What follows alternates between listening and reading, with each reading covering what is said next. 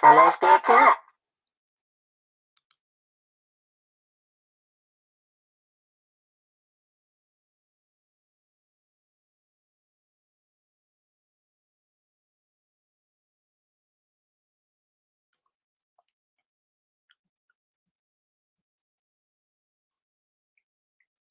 So unless you've been off the grid or in Iraq or something,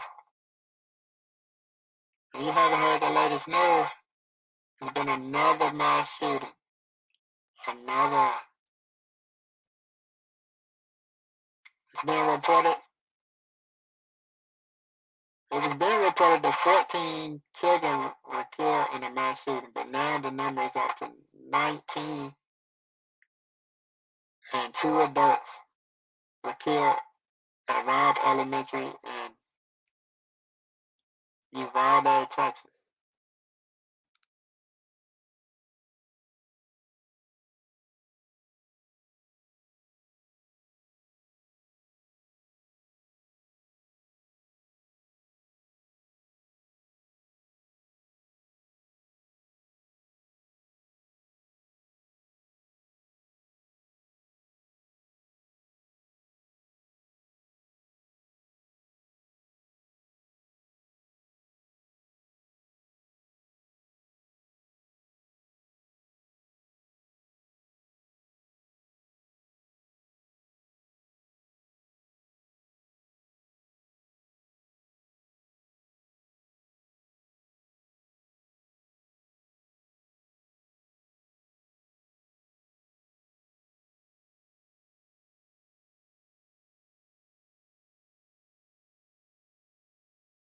With new information on the victims of that horrific shooting and a gut-wrenching scene going on right now at Robb Elementary School.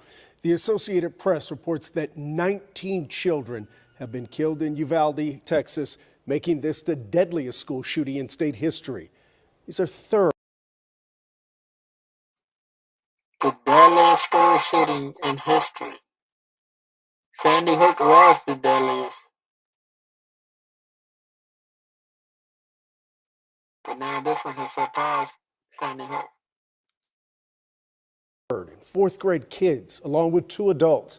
And we can finally put a face to one of the victims. Eva Mireles has been identified as the 4th grade teacher who was killed. She was a mother and wife who loved running and hiking and had been with the Uvalde Consolidated Independent School District for 17 years. Uvalde is a small rural city about 80 miles west of San Antonio. We have several crews reporting from there tonight, starting with Adriana De. Rest in peace to all the victims. Prayers to the families. It seems like it's a pattern now. Like, is this a race thing also? Because, I mean, I know there's a lot of Hispanic or Mexican people in Texas. I'm not sure of the ethnicity or race of every person that died, but it seems eerily similar to the Buffalo mass shooting that just happened. Let's see.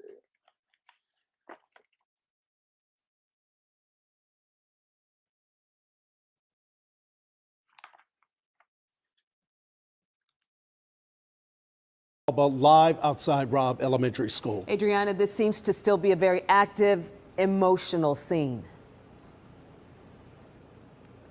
It's heartbreaking. I can't even describe it, this feeling. It's been more than 10 hours since this tragedy unfolded, and parents tonight are still trying to figure out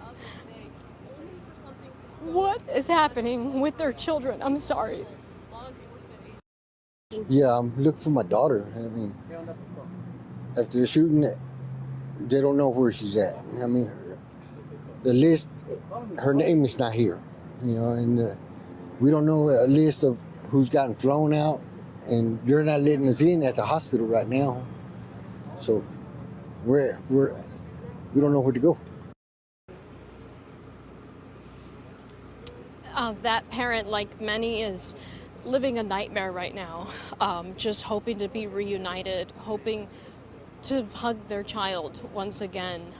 There are just too many parents who sent their children to school this morning, and now they are living a nightmare. I am sick and tired of it. We have to act. President Joe Biden.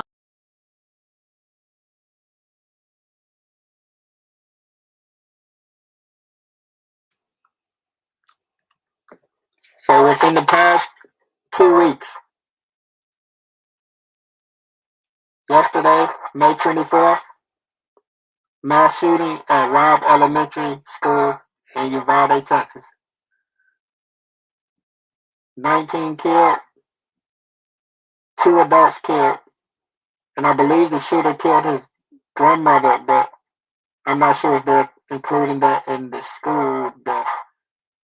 The shooter was also killed by police. That's May 24th. A little over a week ago, well, not even a week ago, May 15th, mass shooting in a Southern California church. 1 dead, 5 injured. A majority were Asian members.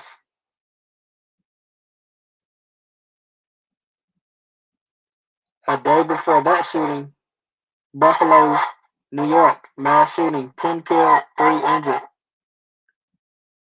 at Tops Supermarket.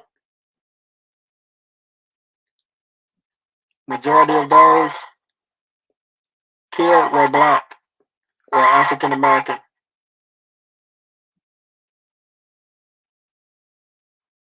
Do you see the connection? Biden speaking to the nation hours after a deadly shooting in Uvalde. As a nation, we have to ask, when in God's name are we going to stand up to the gun lobby? When in God's name we do what we all know in our gut needs to be done? This morning, multiple federal, state, and local law enforcement swarmed Robb Elementary School, a school for second, third, and fourth graders. We need to respond to South Grove and Mill Street to establish a perimeter. FBI, ATF, and Border Patrol raced to the scene. The school with some 600 students locked down. Students reportedly crawling through windows to escape. Parents desperate for any information. How long have you been looking for her today? Since it happened. What are you worried about right now? She may not be alive. Governor Greg Abbott identified the lone suspect as Salvador Ramos, a member of the community, a student at Uvalde High School. An 18-year-old male who resided in Uvalde. It's believed that he abandoned his vehicle and entered into the Robb Elementary School in Uvalde with a handgun. He shot and killed horrifically, incomprehensibly, 14 students and killed a teacher. Mr. Ramos, the shooter, he himself is deceased and is believed that responding officers killed him. 2 responding officers were also shot, but are expected to survive. In addition to that, it is being reported that the subject shot his grandmother right before he went into the school. Uvalde, a tight-knit community of about 14,000 people in a state of shock. The school's last day is set to be this Thursday. And CISD is canceling the school year, the rest of the school year, as this community, this tight-knit community, tries to grapple with this tragedy.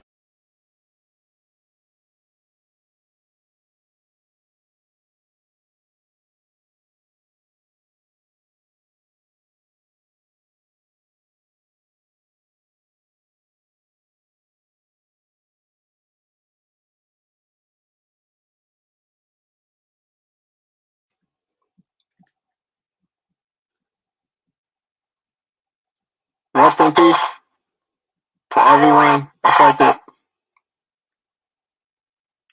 a little eerie that this mass shooting happened the same day that a Texas basketball team had a playoff game.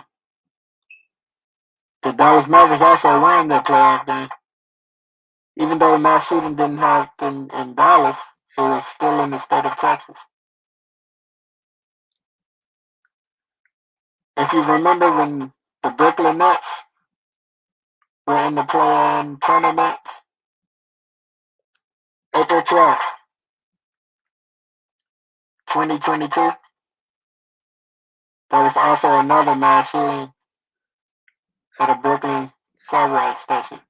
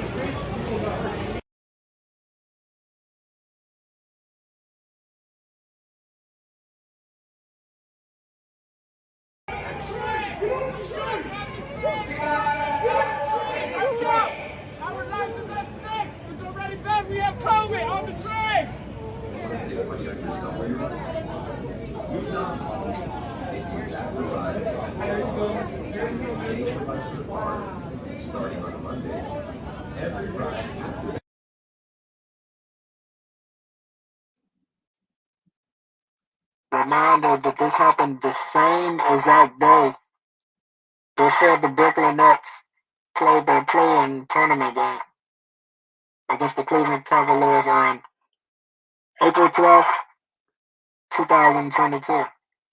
The same day.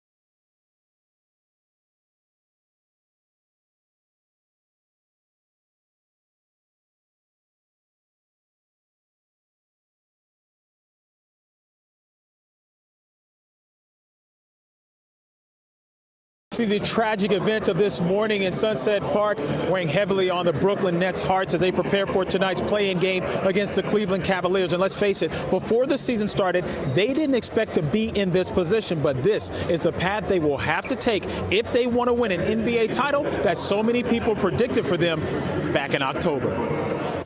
The Nets practice facility in Sunset Park, just a few blocks from where the terrible incident happened. While the Nets were inside the building preparing for tonight's big game, they were well aware of the situation going on outside. It's devastating to hear the sirens out front the practice facility and see so much commotion going on outside. You know, you hope and pray that for the best for everybody involved. I hate violence. I hate senseless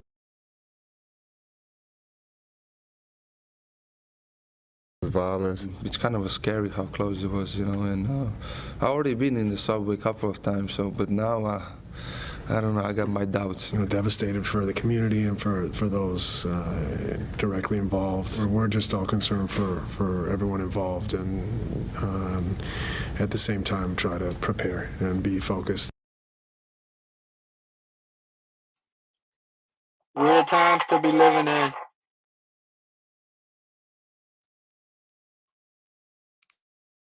On our task at hand, the best we can. The game obviously takes a backseat to what happened this morning, but it's still very big in the sports realm. Just to be clear, this is not a playoff game. This is part of the NBA's play-in tournament to earn a place in the playoffs. If the Nets win tonight, they're in as a 7th seed. If they lose, they're still alive and can earn the 8th seed later this week. But they obviously want to lock it up tonight and get some rest before the playoffs start this weekend. I think we're all motivated just to get up and be in this position. A lot of teams have gone home and enjoying their summers right now. So I think our motivation comes from just still being in the fight and giving ourselves opportunity, you know. We're just focused on today.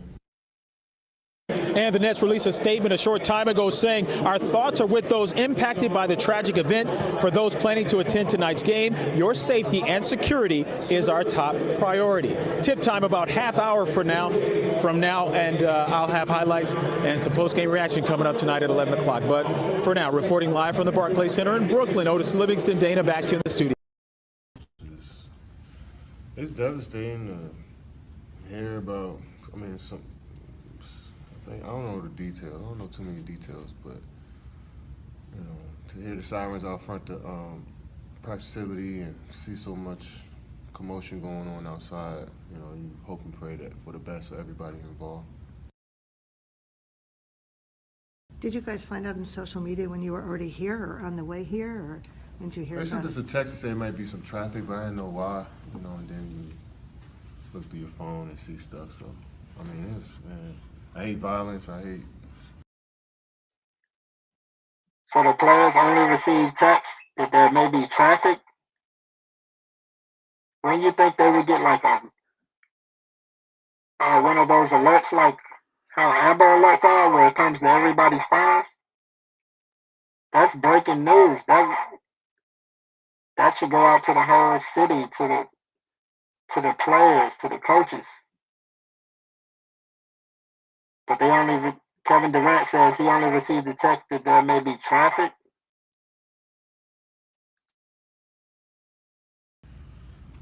Senseless violence, and you know, hopefully we can figure out, you know, the details and get everybody to safety and get everybody what they need. But it's a tough situation right now.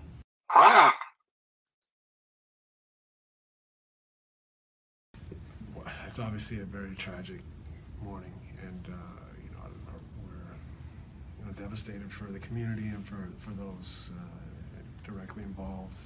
I don't know a lot of the details, so I don't want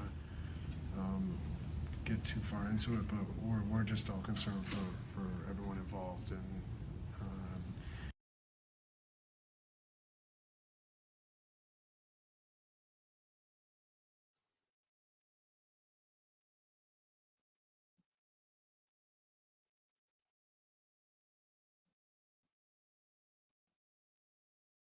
His reaction says a lot.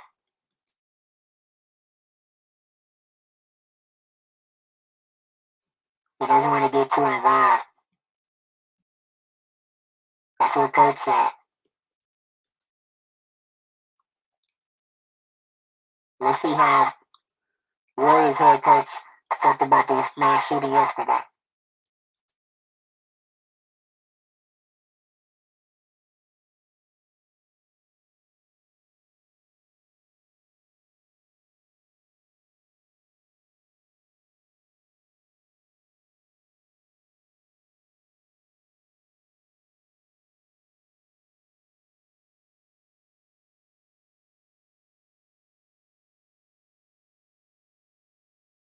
Since we left shoot around, 14 children were killed 400 miles from here.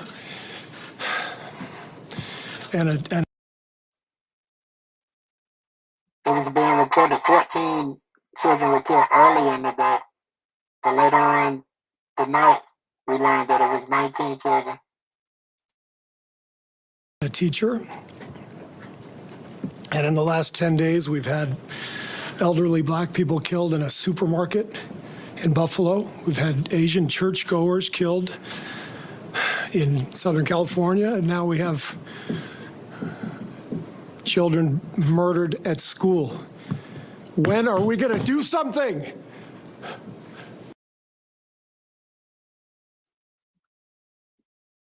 Much different reaction.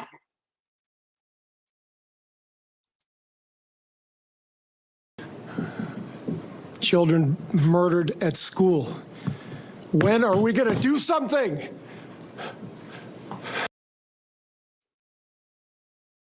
Steve Nash reaction was just like nonchalant. It seems that Steve Kerr actually cares. He's distraught. Children murdered at school. When are we going to do something? I'm tired. I'm so tired of getting up here in California, and now we have children murdered at school. When are we going to do something? I'm tired. I'm so tired of getting up here and offering condolences to the devastated families that are out there. I'm so tired of the, excuse me, I'm sorry. I'm tired of the moments of silence. Enough.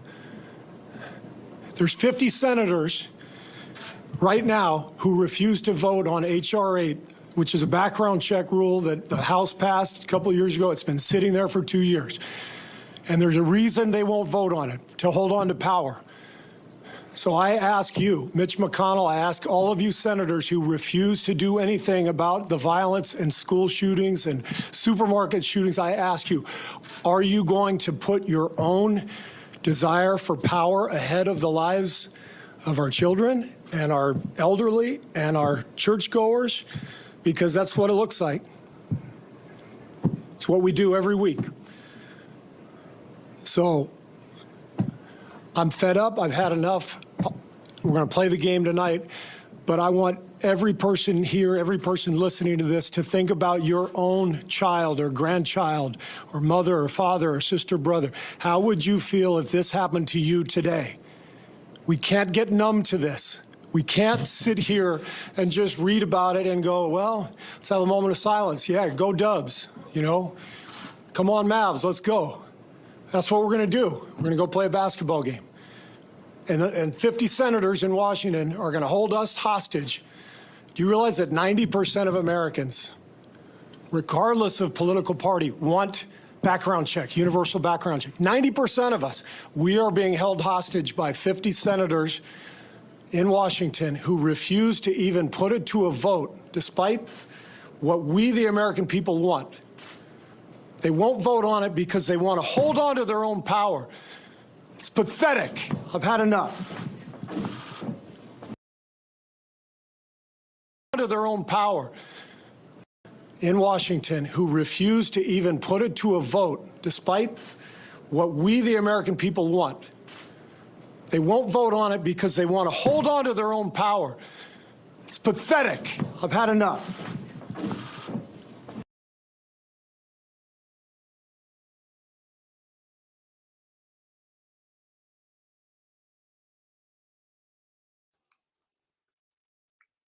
So they report this as the deadliest school shooting in history. It happened in Texas the same day that the Texas basketball team were playing in the NBA playoffs. May 24th, 2022. The Brooklyn subway shooting happened the same day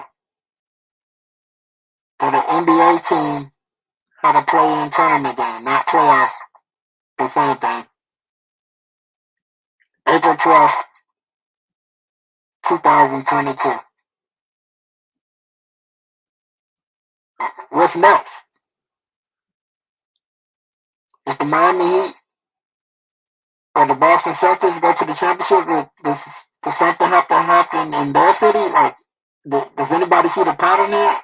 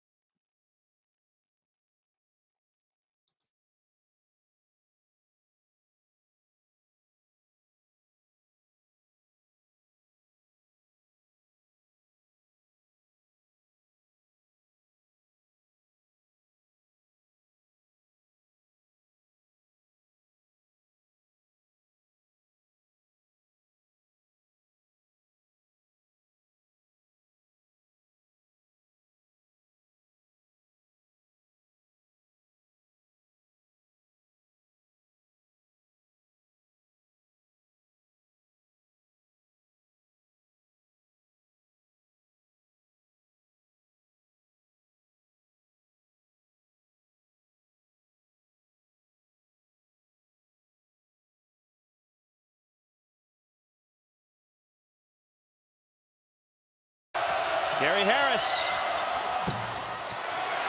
Offensive rebound. Oh, Payne my! to slam. The initial pass. Just in case you aren't familiar with this guy, Adrian Payne died at age 31. His teammate Draymond Green plays for the Golden State Warriors. When this guy, Adrian Payne, died, the Warriors were playing against the Memphis Grizzlies, and they went up 3-1 in their playoff series. This wasn't power ball, but the follow-up rebound was. The barn is alive. Adrian Payne, bam. Another grown man's rebound. Well, everybody's been raving about the effort lately. Balance. Takes the ball and Makes that decision. threes off one. Batiste.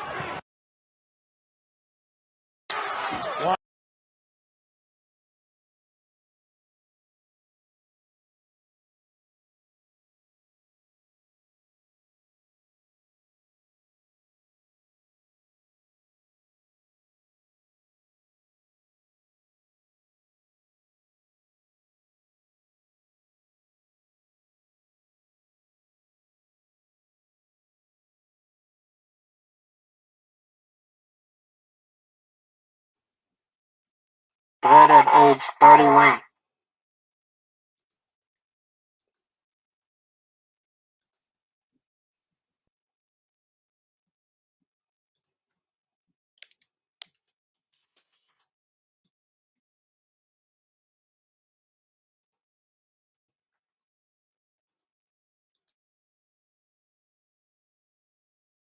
Breaking news overnight. Orange County deputies are investigating a deadly shooting in a townhome community. The sheriff's office got the call in the past few hours along Egret Shores Drive in the Econ Landing neighborhood off Curry Ford Road near 417. Ezzy Castro is there live with the latest. Ezzy. Well, the sheriff's office confirmed one man was shot here on Egret Shores Drive. Again, this is the Econ Landing community just off the 417. And deputies got the call just after 1:30 this morning. When they got here, they found a man believed to be in his 30s with a gunshot wound. He was rushed to the hospital where he was pronounced dead. The sheriff's office won't say what led to the gunfire, but they say the shooter did stay at the scene and is cooperating with the investigation. Now, meantime, deputies continue to keep part of the neighborhood. He was teammates with Draymond Green when they both played on Michigan State. He played in the NBA for a little while. When he died, I don't believe he was in the NBA. But how ironic that his friend, his teammate, former teammate, Draymond Green, their team went up 3-1 in their playoff series after this guy died. Blocked off. They've been out here already for a couple of hours now. We're going to stay on top of this story as it continues to develop and bring you those updates here on News 6. But for now, live in Orange County, Ezzy Castro, getting results. News 6. Thank you, Ezzy, for the update. Gary Harris. Offensive rebound. Payne slam. The initial pass wasn't Powerball, but the follow-up rebound was. The barn is alive. Adrian Payne, bam. Another grown man's rebound. Well, everybody's been raving about the effort lately. Watch this. They go in, he loses his balance. A lot of guys stay down. He's down on the ground. He tries to get back up. He takes the ball and calls a timeout. It's just a really heady play by Payne. Watch how hard he comes down right there on the top of his shoulders. And then makes that decision. Hey, Payne is one thing. Listen to this. I'm going to shake it off, fight for that loose ball, and call a timeout. And that is the kind of hustle. But they have not just too quick in transition. They want to run. 20 left in the half. Here's same way.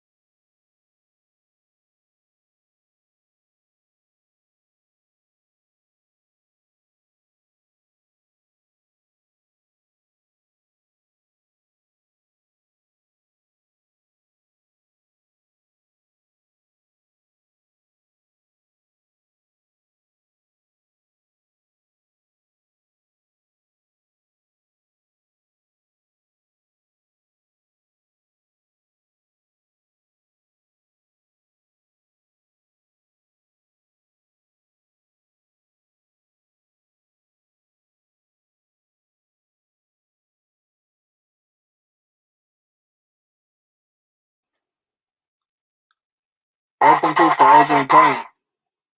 He died on May 9th. Or was pronounced dead on May 9th. And the Golden State Warriors had a game that day. And they lost to the Grizzlies. So the series ended up being 3-1.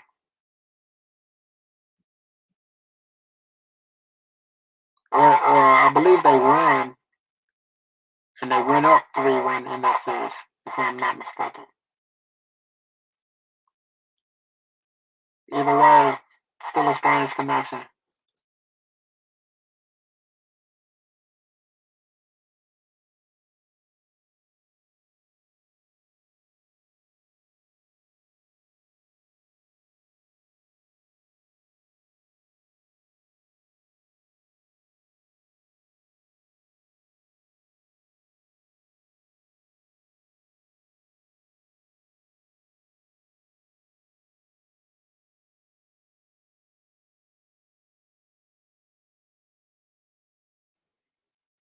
So let's get back to the elementary school in Uvalde, Texas.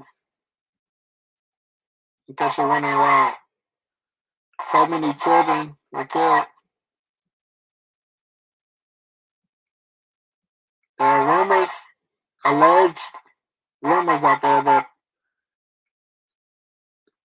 these mass shootings are staged by the government, CIA, or ex-military. Allegedly.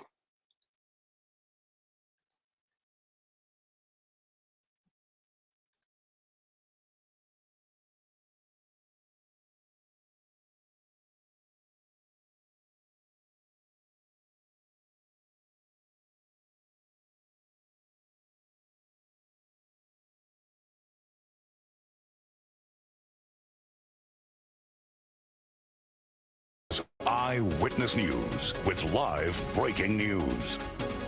Breaking news, a horrific scene in Texas. A gunman opens fire at an elementary school, killing 14 students and one teacher after he shot and killed his grandmother. Thank you for joining us. I'm Colleen Sullivan. And I'm Ellen Leva. You're watching Eyewitness News at 3 live on ABC 7, Hulu Live, and wherever you stream. And that breaking news, another mass shooting in the United States, this time at an elementary school in a small Texas town. 14 children are dead along with their teacher. Students seen running out of classrooms when the gunfire broke out. This school massacre happening in Uvalde, Texas. It's a small town of less than 20,000 people. It's about 80 miles west of San Antonio.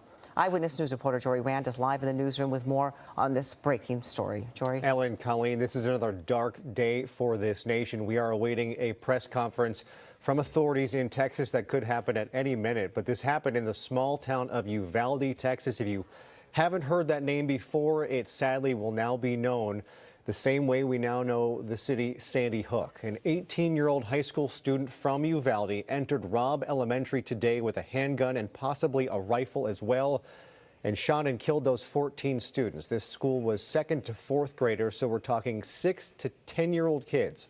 The gunman also shot and killed a teacher, and the governor of Texas reporting that 2 law enforcement officers were also shot, though they survived. The shooter also apparently shot and killed his grandmother before heading to the school and carrying out this rampage. The shooter himself was shot and killed. We are still awaiting word whether it was law enforcement that did it or whether the shooter killed himself, but we are told that members of Customs and Border Patrol's elite tactical unit happened to be in the area. They raced to the school and responded to help. One of those officers was one of the 2 officers to be shot. But again, 14 students dead as well as a teacher. When parents drop their kids off at school, they have every expectation to know that they're going to be able to pick their child up when that school day ends.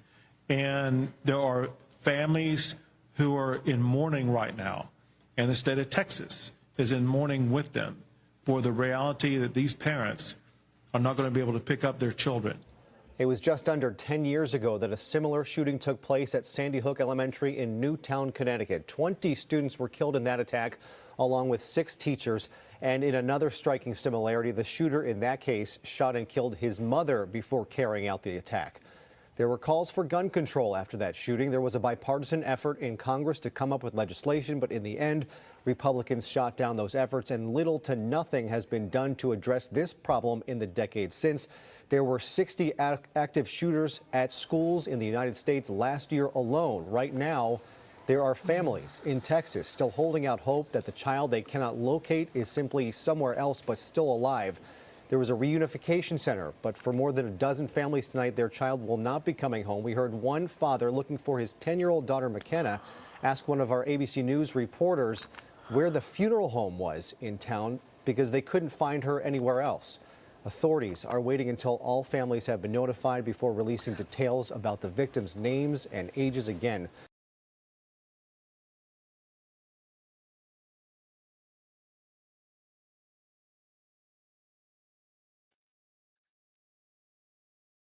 So back to what I was saying, there's allegedly a reason the children were targeted.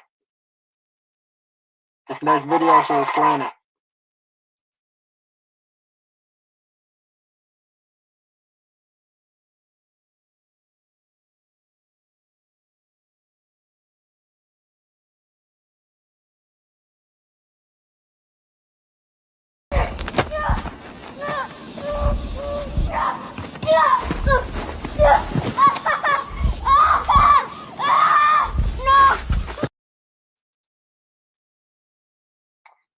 Has anyone ever seen the movie Dr. Sleep?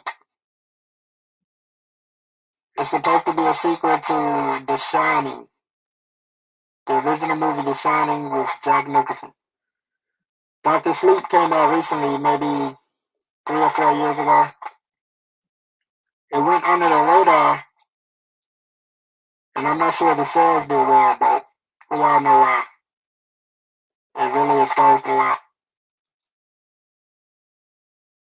Please let me go, please! Oh, no, please! Number 19. Kid, you were good. No!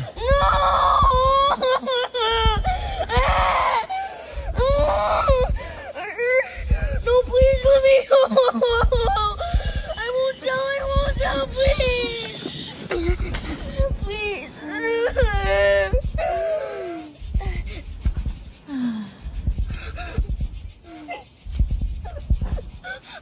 Are you gonna hurt? Spiritual warfare that we're experiencing right now is really deeper than what people think. Hurt me.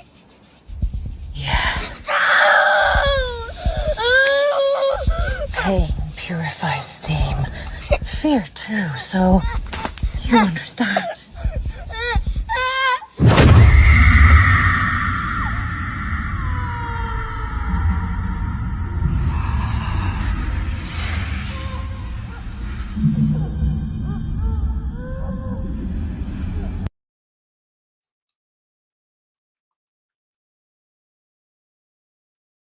Do you see the word in the caption? Yeah, crown? Yeah, that word. This could explain why children are being targeted.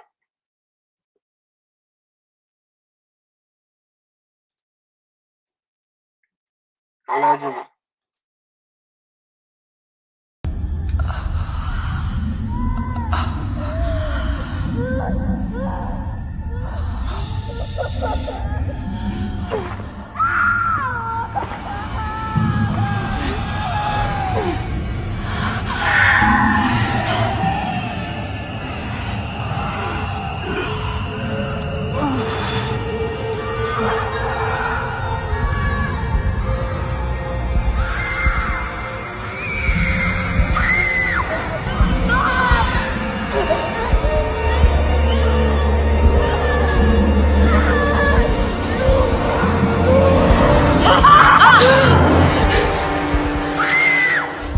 Stop! Stop! Stop! This is all for entertainment and educational purposes only. Fair Use Act. Copyright Section 107 of the Fair Use Act.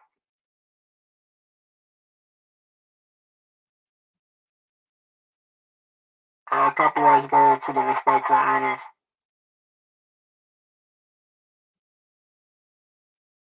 No infringement intended. For educational purposes only.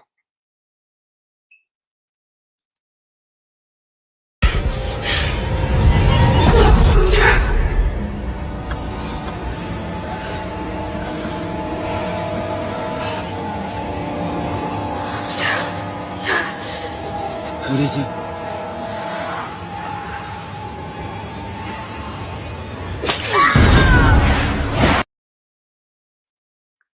I always wonder why Bill Gates named, or not Bill Gates. I always wonder why Google named the internet Google Chrome. Google Chrome.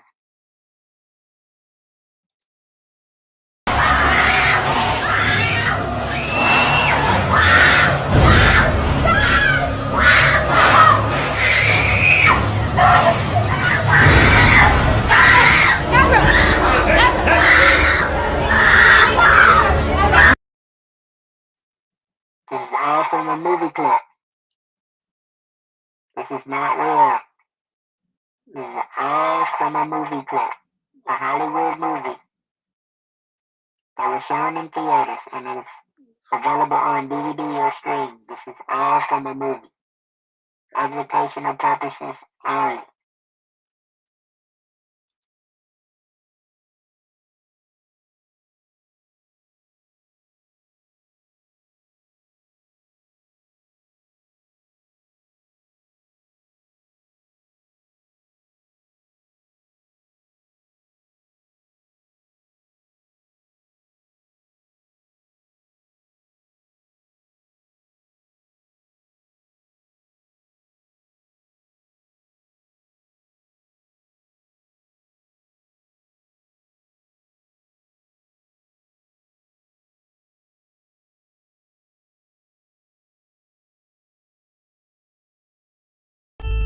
ODD TV.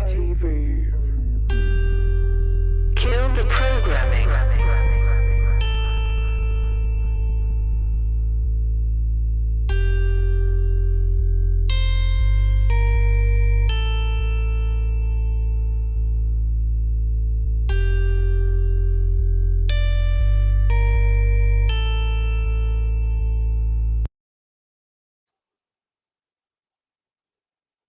This is from that channel on the screen, ODD TV, TV. This is for educational purposes only, no infringement intended.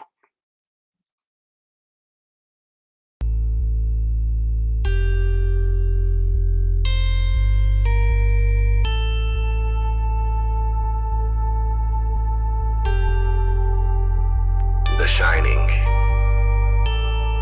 The Shining, a movie that pretty much every conspiracy researcher and truth seeker out there has spent time looking at and dissecting to a certain extent. The film left its mark on cinematic history back in 1980 when it premiered, and it's still held in high regard to this day.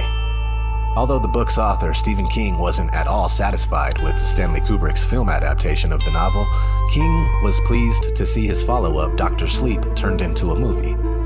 But what could they do to possibly make a film even more terrifying than The Shining?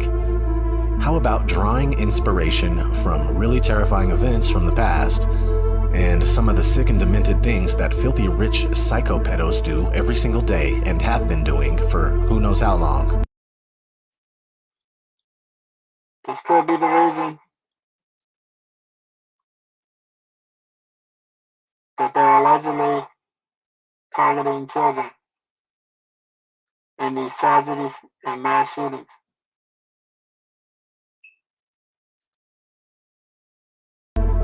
We'll get to that in a brief moment. Let me give you my quick review from the perspective of an average layman that enjoys movies, loves sports, and watches the news every day believing that it's real.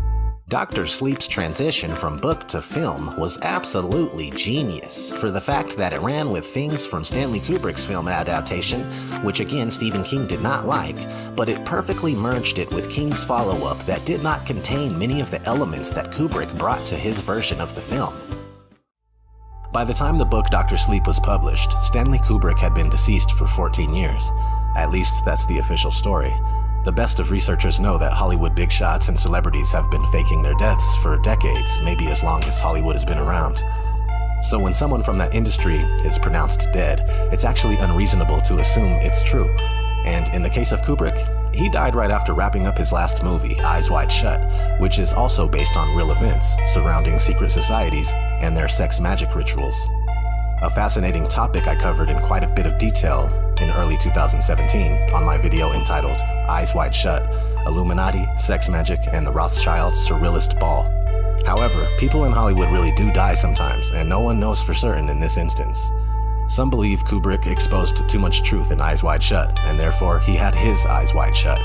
But since the movie still came out 3 months after his death, with minimal changes to the nude orgy scenes in order to receive an R rating instead of an NC-17 rating, which would restrict anyone under the age of 18 from getting into the movie, others believe Kubrick's death could easily be a hoax. Frankly, I do not care. Funny, there was a recording released a few years ago claiming to be an interview with Stanley Kubrick alive and well after his death, spilling the beans about filming the fake NASA moon landing right after directing one of the most believable-looking outer space movies during the late 1960s. 2001, A Space Odyssey. But it was an obvious hoax. I saw truth seekers falling for that one. I kind of felt bad for them at the time. But basically, if you're unaware of the symbolism in The Shining, then here you go. The movie was used as a booth for Kubrick to confess that he indeed directed the NASA moon landing in an attempt to pass the staged event off as being something that really happened. I'll post plenty of my videos about it in the description so you can know just as much about it as I do.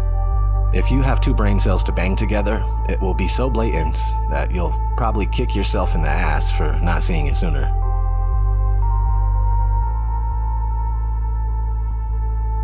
Dr. Sleep. Dr. Sleep revolves around a band of misfits that travel across the country looking for children that shine, abduct them, torture them, and murder them. They do this to extract something they call steam, which is the life force of the victims. By inhaling the steam, they become stronger and live longer. What makes it even more disturbing is that the steam is more effective when it's pure, and to purify it, they torture and torment their victims. How exactly is this based on true events? Well, have you ever heard of blood libel, also known as blood accusation? Blood libel is when a particular group of people, let's just say the Synagogue of Satan, methodically kill a child, usually Christian, in order to use their blood as part of a ritual, namely Passover.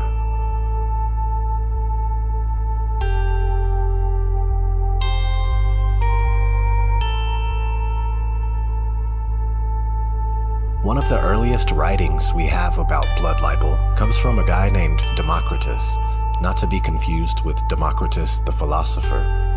One of Democritus' writings alleged that every 7 years, the catch a stranger whom they offer as a sacrifice, killing him by tearing his flesh into shreds. One of the most famous cases of blood libel is that of William of Norwich. In England in 1144, a young boy was found dead with stab wounds in the woods. William's hagiographer, Thomas of Monmouth, claimed that he heard from a converted named Theobald of Cambridge that every year there is an international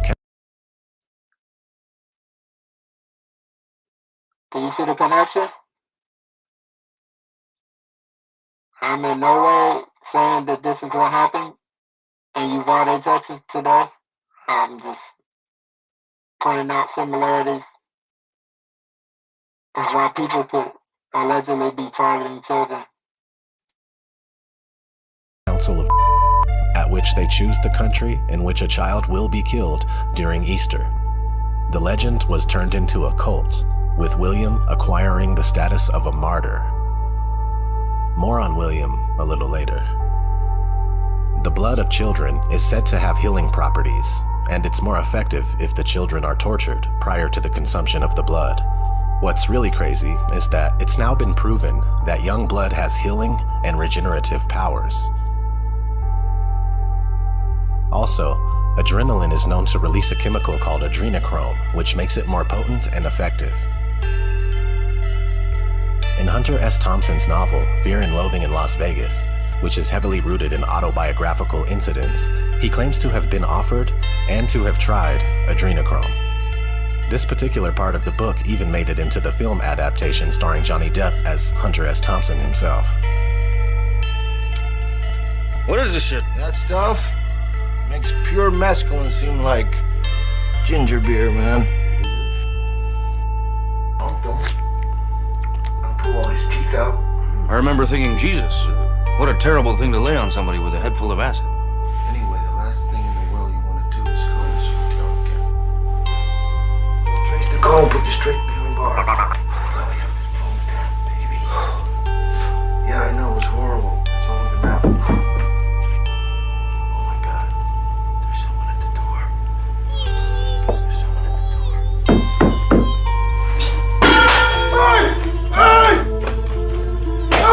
I'm innocent! It was you! It was you!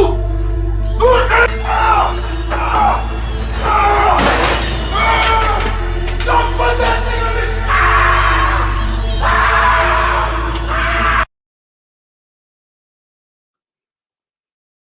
That's a weird movie also. This is not a scene from Dr. Sleep. This is from another movie.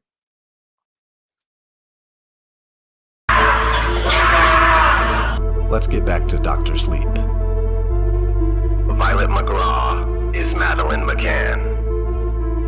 At the start of the movie, a young girl named Violet wanders away from her parents while they are out on a picnic for the holiday.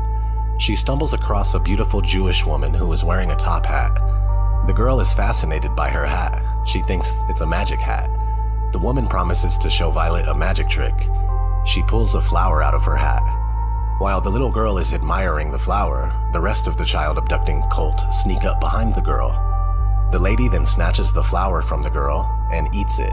You don't eat flowers. She says. The lady in the top hat says, It's the special ones that taste best. While the little girl looks on in horror, the rest of the cult pounce on her. and the little girl screams. Her name is Violet. And she tastes like flowers. I'm certain that Stephen King used Madeleine McCann as inspiration for this character. It's a heartbreaking case that still puzzles investigators around the world. What happened to Madeleine McCann? The 3-year-old disappeared from her family's hotel room while they were on vacation in Portugal nearly 12 years ago. Madeleine is also a type of flower, and their surnames are very similar. McGraw, McCann. Not to mention the book was written after Madeleine's disappearance, so King could have easily used the story to come up with the character, Violet. The disappearance of Madeleine McCann sparked some very creepy stories and conspiracies. One theory in particular is that she was abducted or sold for human sacrifice for a satanic festival called Beltane, which is like the satanic version of Easter, even though Easter is the satanic version of Easter.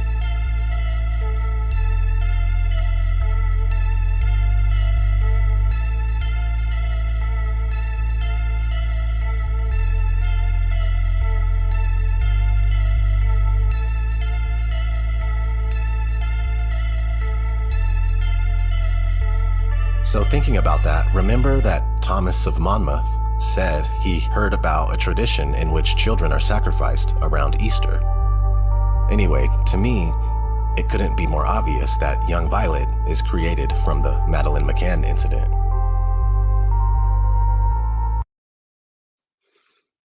It's all allegedly for educational purposes only.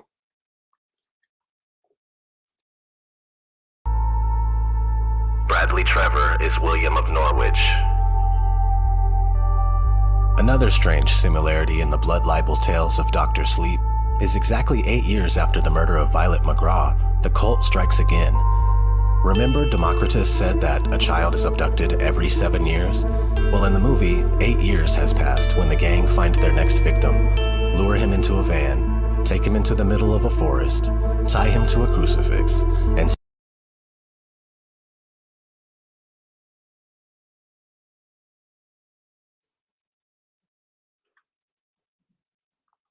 If you've never seen the movie Dr. Sleep, check it out. Eye-opening. I just realized that the boy's jersey had the number 19 on it.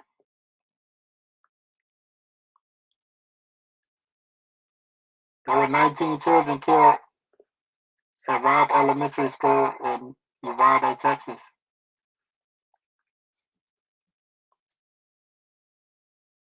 stab him to death. The young boy cries and prays to God, but is mocked. Rose the Hat even says, Pain purifies steam. Fear too, so you understand. which reveals that she is most certainly alluding to adrenochrome. William of Norwich's body was discovered by Thomas of Monmouth. This is his account of the murder. Having shaved his head, they stabbed it with countless thorn points and made the blood come horribly from the wounds they made. Some of those present adjudged him to be fixed to a cross in mockery of the Lord's passion. Bradley Trevor's murder is too similar to William of Norwich to be a coincidence, especially when the theme of the film is taken into account. So it's my belief that Stephen King drew from the story of William for his Bradley Trevor character. Freemasonry, so obvious, it's stupid. One thing couldn't be clearer, and that is Stephen King sure knew a lot about these cases of children. that this group of misfits is supposed to represent the ancient Masonic cult. The first piece of evidence is their headwear. The main villain, Rose the Hat, wears a black top hat, found here on this Masonic website. And her partner, Crow Daddy, wears a Stetson fur felt hat, also seen on the same website. These hats are worn by the highest ranking Freemasons. Yeah, but why does every member of that society always claim that their good intention and everything that's alleged against them is always a conspiracy. That's how they put it. They claim that they're a good organization, they do good things within the community, but why do they have so many secrets? The Freemasons wear these hats like a badge to signal to other high-ranking members in the other lodges. The Masonic Lodge of Education writes, "A brotherhood of many who speak different languages, who reside possibly half a world away, who each wear different hats, come together as one within the Brotherhood of Freemasonry." Each member of Rose the Hat's cult is of a different ethnicity. They all have lived for hundreds and hundreds of years, or as Rose says, You watched empires rise and fall. She had the gladiators in Rome, sailed across oceans to new worlds, while you fed on kings and princes and popes. The top hat and black magic. Why are top hats associated with magic? As kids, when we see top hats, we connect them to magic tricks. But as adults, we connect it with social status and wealth. Well, as I mentioned, top hats were often worn by the highest-ranking Freemasons who would often perform strange rituals. One famous occultist, Aleister Crowley, first coined the term for these twisted rituals as blood sex magic. It's rumored that little children would often be involved in these sick rituals. Aleister Crowley formed another cult called Ordo Templi Orientis, which would perform many strange blood and sex rituals. The cult had many famous members, one being the musician who wrote the song I Don't Like Mondays, Bob Geldof. Tell me why I don't like Mondays. Tell me why I don't like Mondays. His daughter later spoke out against the cult, alleging that they used children for their rituals. 6 months after she made those allegations, she was found dead in her apartment by an apparent overdose. The bad guy with the top hat is quite the popular trope in movies that touch upon the topic of child abduction. Professor Screw Eyes in We're Back, the Dinosaur Story, is a traveling circus master who tries to lure children into his show. The children have to sign a blood contract. He gets his powers from the fear of the little children. Proceed to the contract. Louie, I'm scared. You are. Good.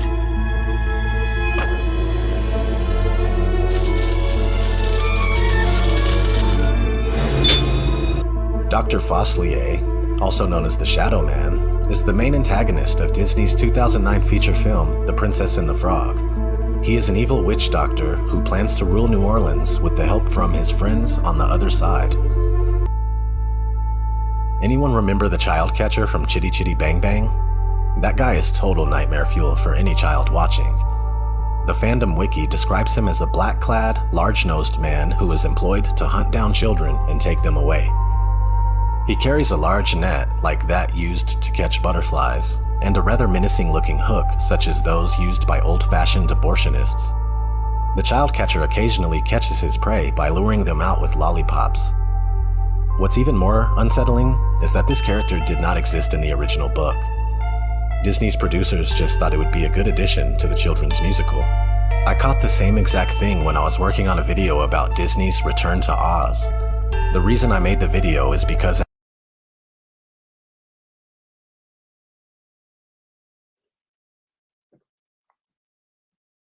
And we all know what goes on in Disney. Allegedly.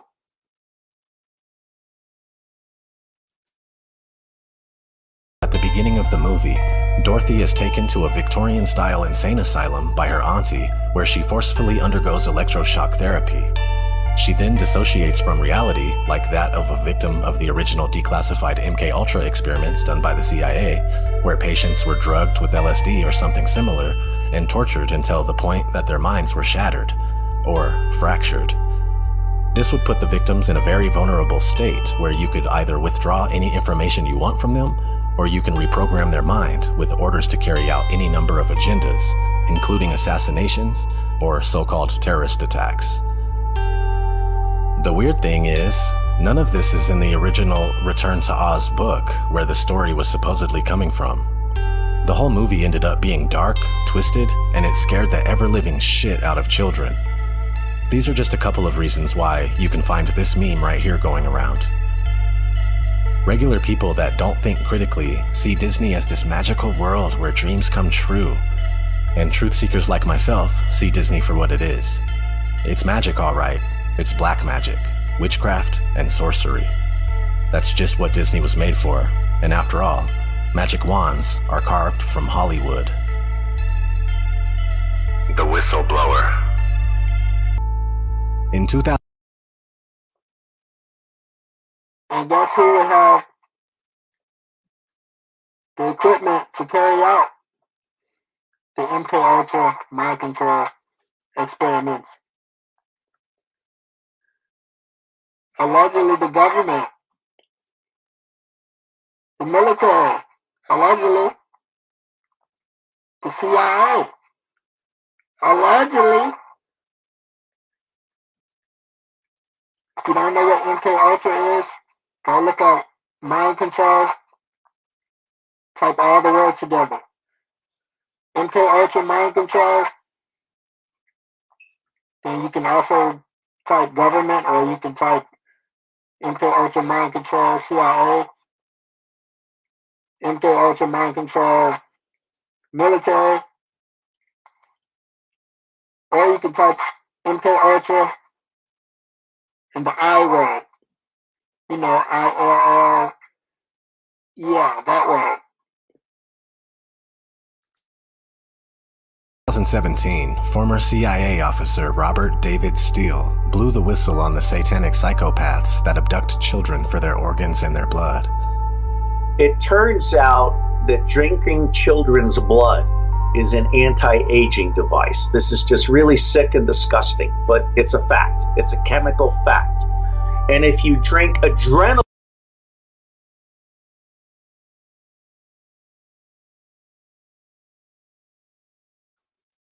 Even though he said fact, I'll still say allegedly.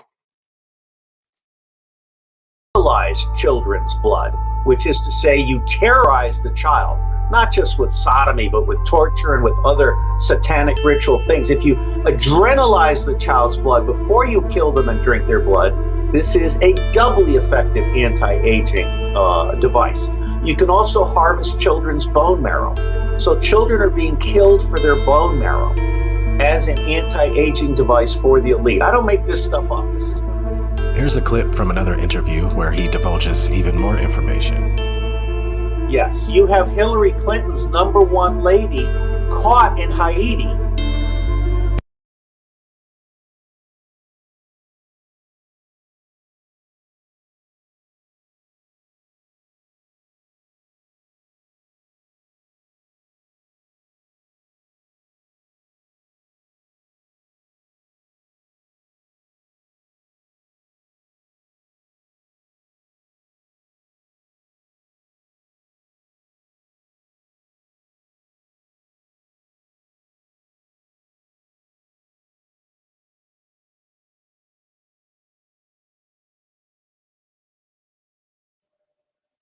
And we've all heard the alleged rumors, alleged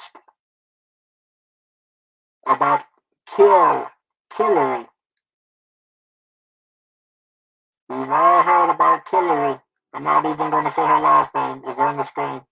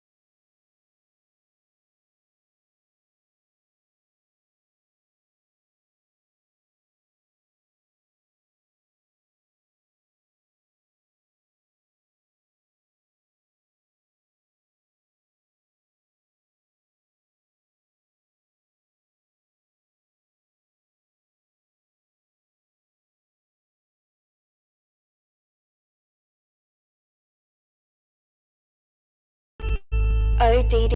who is a West Point graduate of. No, I know that.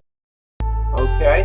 When you say Caught in Haiti for their bone marrow as an anti-aging device for the elite. I don't make this stuff up. This is. Here's a clip from another interview where he divulges even more information. Yes, you have Hillary Clinton's #1 lady caught in Haiti trafficking in children.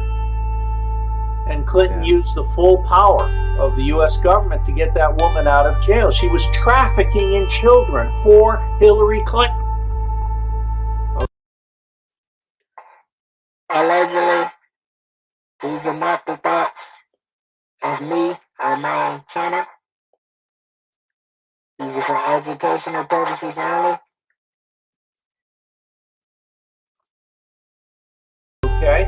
When you say for Hillary, and I'm sorry to keep cutting you off, The Robert. Clinton Foundation, no, I'm with you, man. The Clinton Foundation is a major child trafficker. I did not know that. I have to No, be I honest. don't know that either, but I'm reading all this stuff, and it's very clear that the Clinton Foundation, among other things, is a massive charity fraud. Charles Ortel has done a lot of good work on this. But what we just had, this is just so, I mean, I'm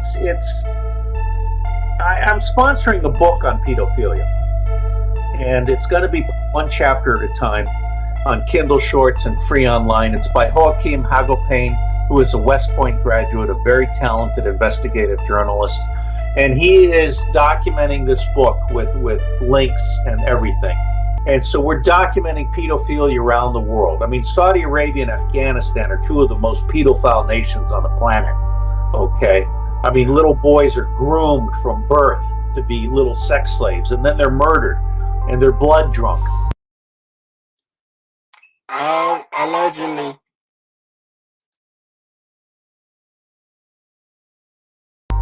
You know, I mean, it's just. I'm sorry. I'm sorry. Blood is drunk. Child Peter Thiel, you know Peter Thiel, the Silicon Valley guy? Yes. He's just come out publicly and said that he has transfusions of children's blood because it's an anti-aging device. Peter Thiel, the Silicon Valley billionaire. If you just do a search for Peter Thiel children's blood transfusions, you'll get right to it. Now, the part that he's not telling you is that the real value in anti-aging is when the child has been terrorized to death so that their blood is adrenalized. Now, I'm not going to say whether or not this guy is some sort of operative, but I can tell you that it's a good rule of thumb to never put your trust into anyone. That goes for me as well. You can still be civil and friendly with people without having to give them your trust. Only trust the conclusions that you arrive at after you have thoroughly and rigorously studied and examined all available information on the matter of concern in an unbiased manner. Exactly. You don't have to believe anything in this video. This is all for educational purposes only. Please go do your own research on the subjects and topics discussed in this video. Robert David Steele says plenty of stuff that's true. Like what he's saying here, for instance. Doesn't mean he's not leading people astray when it comes to other things, and that's exactly what disinfo agents do. He seemingly does a fantastic job at exposing the Zionists, although he pushes the idea that the deep state is real, and specifically says that it's not a part of Israel. I would have to disagree with that. The guy pushes the whole deep state QAnon, President Trump is against the NWO angle really hard. If this guy was CIA, then he knows better than anyone that presidents are selected before a single vote is cast. So yeah, be careful when listening to this guy. As the saying goes, there's always been a rumor that presidents are all selected, not elected by the Electoral College that they teach you in school.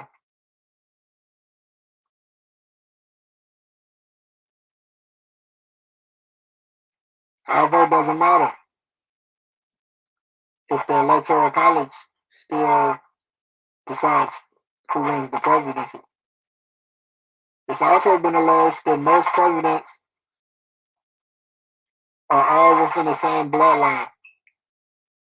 Some presidents are related, even though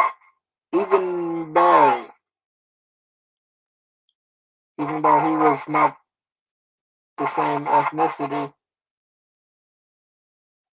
he somehow falls in the same bloodline. There's also a rumor that our last president before our current president was of a different German bloodline, allegedly. And that could be why he didn't follow all of the rules that were given to him. Because if you think that the president of the United States runs the country, then you're sadly mistaken. And you might want to do some more research on your own. This is all for educational purposes only. Everything is alleged. And we are claiming the Fair Use Act.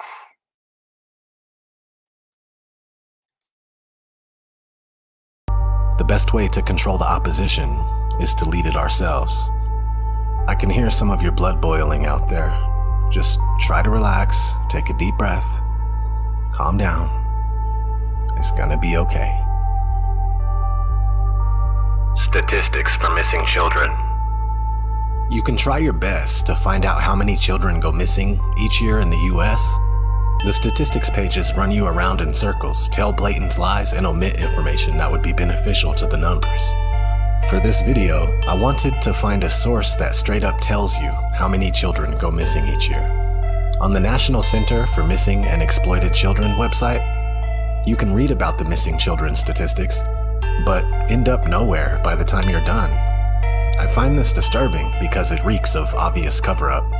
Also, you have to think about what you don't see on the website.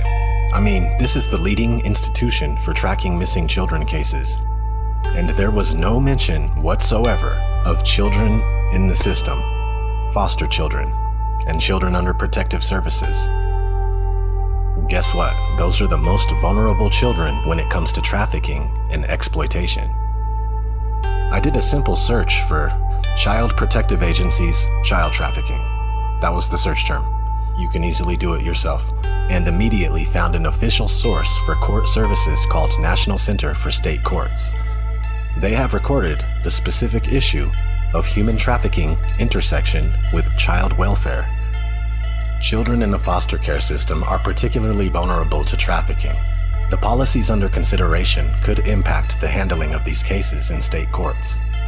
Position: state court leaders support efforts to effectively address human trafficking of vulnerable children and to provide adequate funding to state courts for training to better screen and recognize such cases and to implement best court practices. Summary: the issue of human trafficking, including sex trafficking, is getting increased attention by Congress. Attention also focusing on the intersection between trafficking and child welfare. Children in the foster care system are particularly vulnerable to being trafficked in the sex trade. So this is a well-known issue, and it's completely left out of the go-to statistical data website. Not to mention how they beat around the bush like crazy with how many children go missing and how they go missing. When there's websites like worldometers.info that constantly keep track of all sorts of stuff in real time, you're telling me they can keep track of all this stuff live while it's happening, but can't track missing children's reports the same way? Instead, they just dance around in circles with explanations that only leave genuine researchers with more questions? And who runs that website? Worldometer? Who owns that website?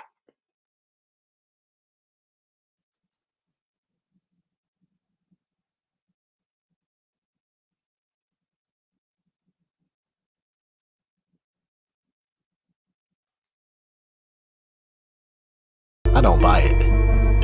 And then there's stuff like this.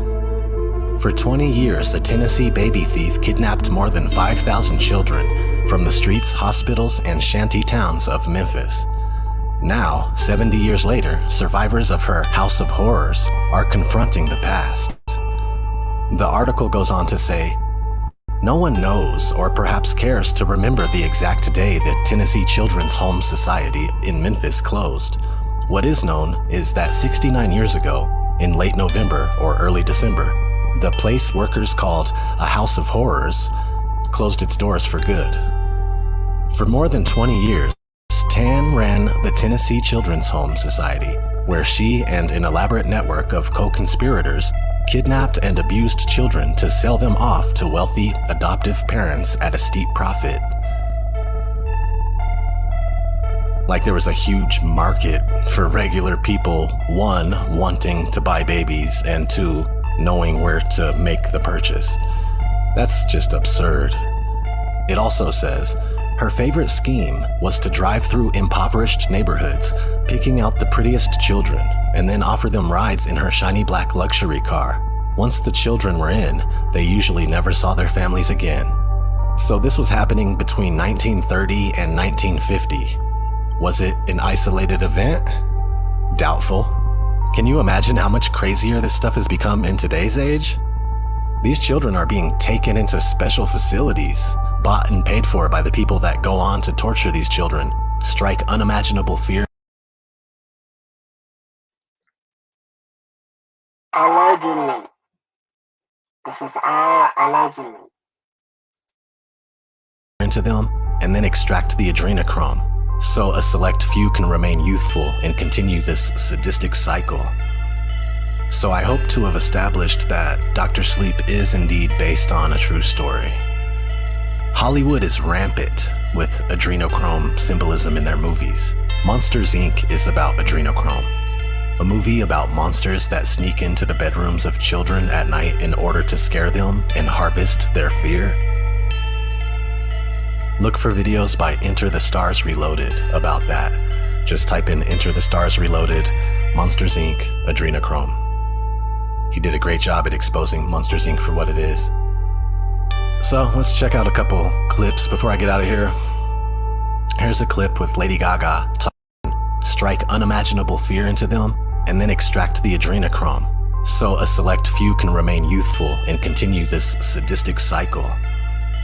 So I hope to have established that Dr. Sleep is indeed based on a true story. Hollywood is rampant with adrenochrome symbolism in their movies. Monsters, Inc. is about adrenochrome.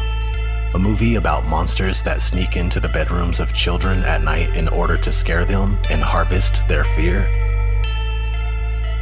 Look for videos by Enter the Stars Reloaded about that. Just type in Enter the Stars Reloaded, Monsters, Inc., adrenochrome. He did a great job at exposing Monsters, Inc. for what it is. So let's check out a couple clips before I get out of here.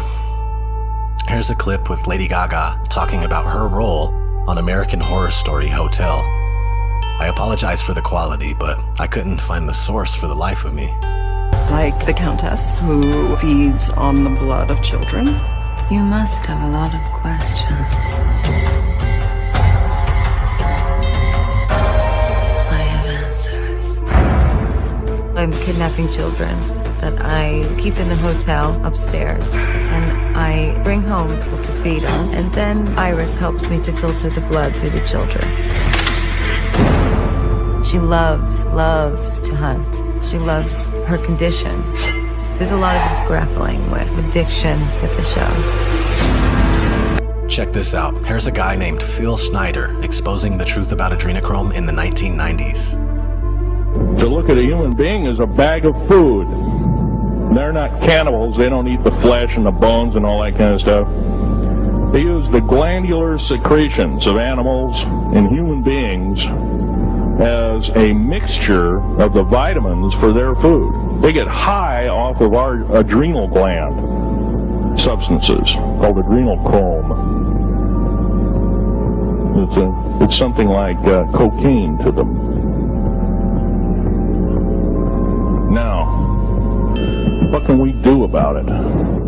Right now, if we do nothing, we can do nothing about it, and it'll continue to go on. Basically, we'll be led in the dark, and you'll keep seeing more and more people disappear. Right now, there's 100,000 children totally unaccountable through FBI archives, cannot be traced anywhere. They haven't been murdered.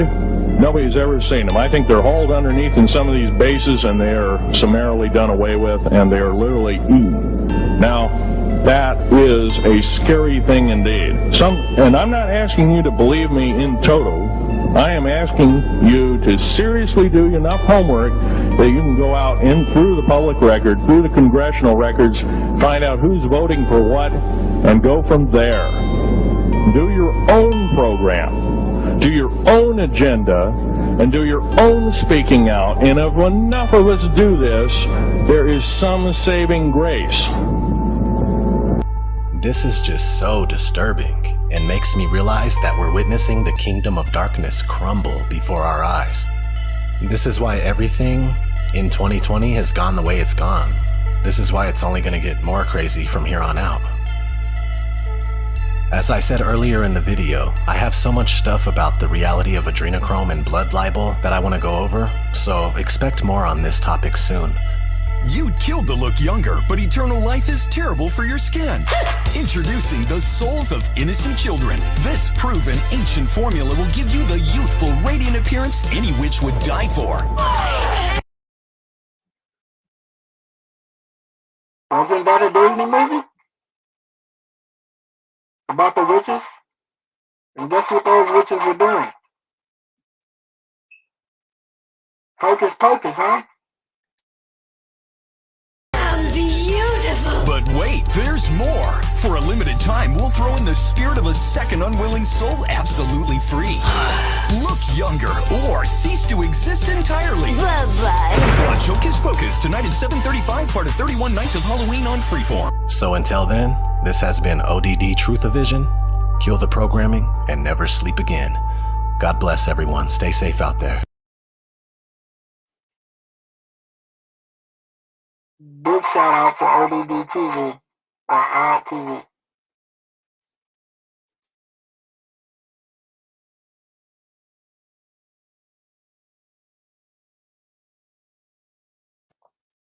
Now let's get back to the sports for a moment. Does anyone recall the Boston bombing? It happened on Patriot Day, April 15th, 2013. The Boston bombing.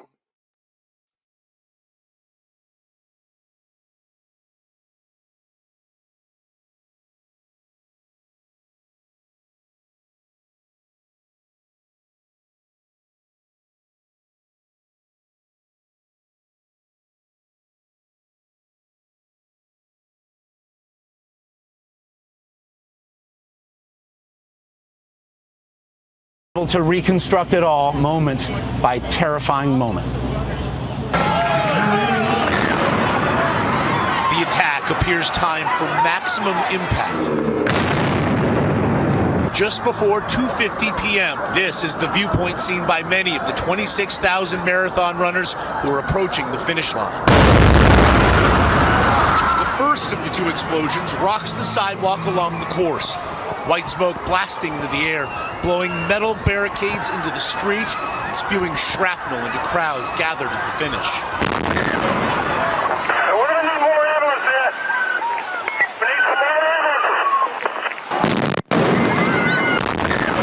The moment captured from multiple angles, just as the race clock approaches the 4-hour and 10-minute mark. Marathon runner Bill Ifrig is knocked to the ground. 12 seconds later, as many flee the scene, a second explosion goes off about 130 yards from the first, less than a block away. Oh God, get out of the stands. It was very loud. The ground shook. You could just feel it going down through you. As the injured lay on the pavement, blood staining the ground, emergency medical technicians, Boston police, and some 400 National Guardsmen already on hand for the race immediately triaged the wounded. The event's medical tent was transformed into a trauma unit. I saw one guy with his legs gone at the knees, some ankles and feet missing, shrapnel wounds on people on the sides of the head. By 3 p.m., just as the president is being briefed on the attacks, reports trickle in of yet another explosion, this time at Boston's JFK Library. It's later deemed unrelated, but in the growing confusion, there are reports of additional devices, and several schools and hospitals are briefly evacuated. Meanwhile, over 130 victims are being transported to 6 area hospitals. And just after 6 p.m., President Obama addresses the country, vowing to find those responsible. Make no mistake, we will get to the bottom of this.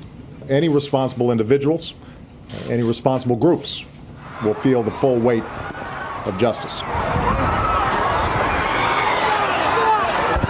Stand by. No matter how many times you see it, it is still just as terrifying. I do want to show one photograph as well, speaking to what was not. The hundreds and hundreds of bags waiting for runners who were never able to claim them.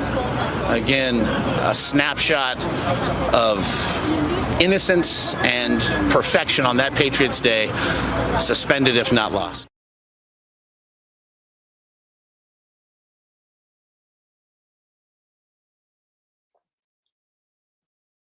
Once again, that happened April 15th,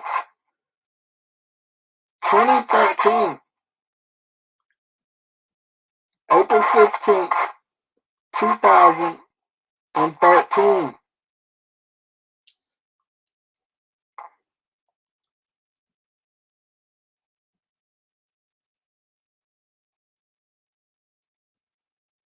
How ironic that a Boston team won a championship that year.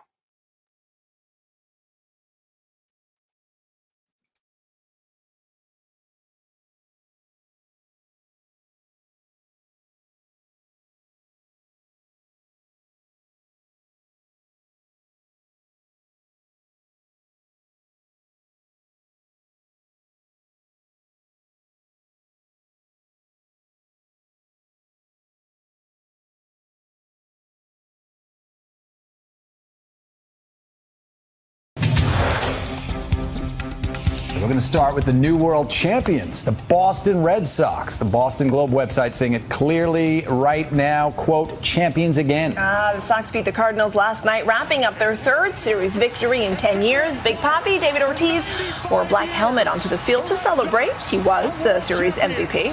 ABC's Rob Nelson is in Boston, a very happy place right now. Good morning, Rob. Well, good morning to you, Diana and John. This may be the happiest Halloween that Boston has seen in a very long time. They last won the title back in 2007, but this is the first time they've won it here at home at Fenway since 1918. Now, this party has been brewing all night, and right now it is definitely getting into full force. Let's go, Red Sox! This has been such a close series, but tonight was nothing short of a rout, much to the delight. How ironic that a Boston team won the same year that the Boston Marathon bombing happened. The bombing was April 16th, 2013. The Boston Red Sox won the World Series. They finished it off around October 29th or October 30th, 2013.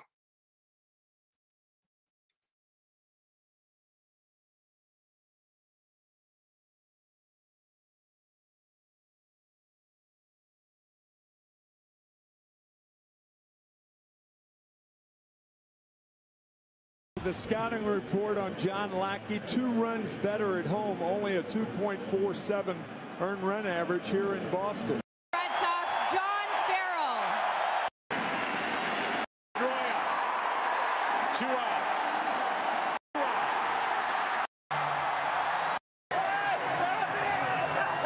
Also on here, congratulations.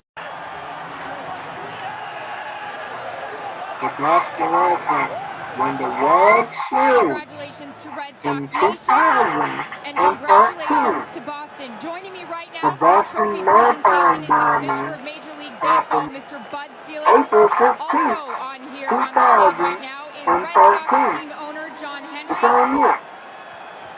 team chairman Tom Werner, The Brooklyn Saturday shooting Larry happened Lucchino, this year, April 12th, your general 2022. manager Ben Sherrington, The Brooklyn Nets had a play-in tournament game on the Rock Bowl, April 12th, world champion Boston Red Sox John 2022. Farrell. The deadliest school shooting in history now happened in Uvalde, Texas, May 24th, 2022. Series championship trophy. The Dallas Mavericks had a playoff game against the Golden State Warriors in the Mavericks round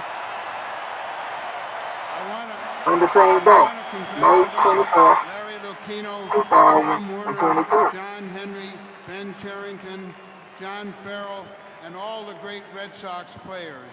You know, this started off as a really tough year in Boston, and it was Boston strong, and the Red Sox. 2013 World Son, Larry and Tom. I'm not making this up. You heard him. World Series championship trophy. 2013. The 2013 World Series championship trophy. 2013 World Series champions. The same year that the Boston Marathon Diamond won, 2013. How ironic that a Boston team wins the championship. 1918 that this organization has won a World Series here at home. How does it feel winning it in front of all your fans? Wow. I mean, I just.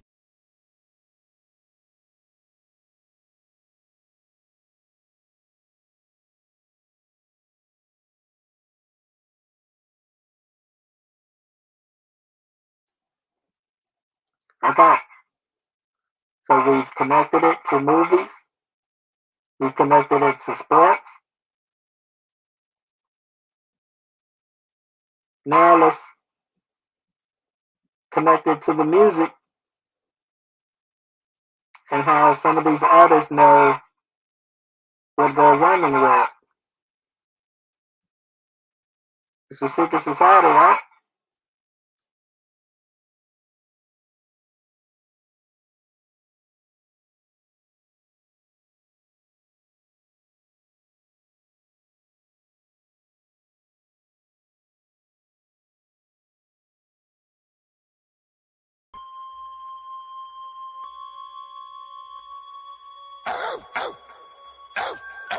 You right here, shorty. Told you I got you. Like the way I scooped you when them faggot niggas shot you. So that voice is, the song's name is Damien. That voice is supposed to be Damien. We all know who Damien is. DMX is having a conversation with the devil. He allegedly sold his soul to the devil, and the devil wants him to pay up.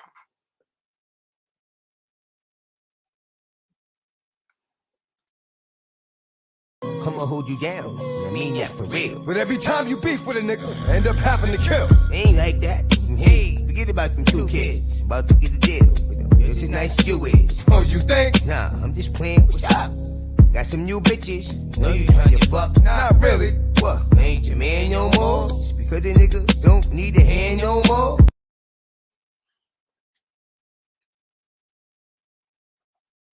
A lot of people allege that he spoke too much truth in his music, and that could have been bad. He's having a conversation with Damien here, the devil, and the devil is coming back to collect. It feels like he's giving DMX so much, and he owes him. You know how we do. If one don't score, we all take the pussy and go up in the raw. It's like now, where you going? I ain't trying to take it. Fucking with a nigga like you, I won't make it. It'll be what it is. Fucking with somebody like him, the devil, you won't make it. Yo, you in for the night? I'm about to take it to the crib. You get home, I the snakes, rats. So let's get that hook, because you know how copyright does. Let's skip the hook. Let's get straight to the next verse.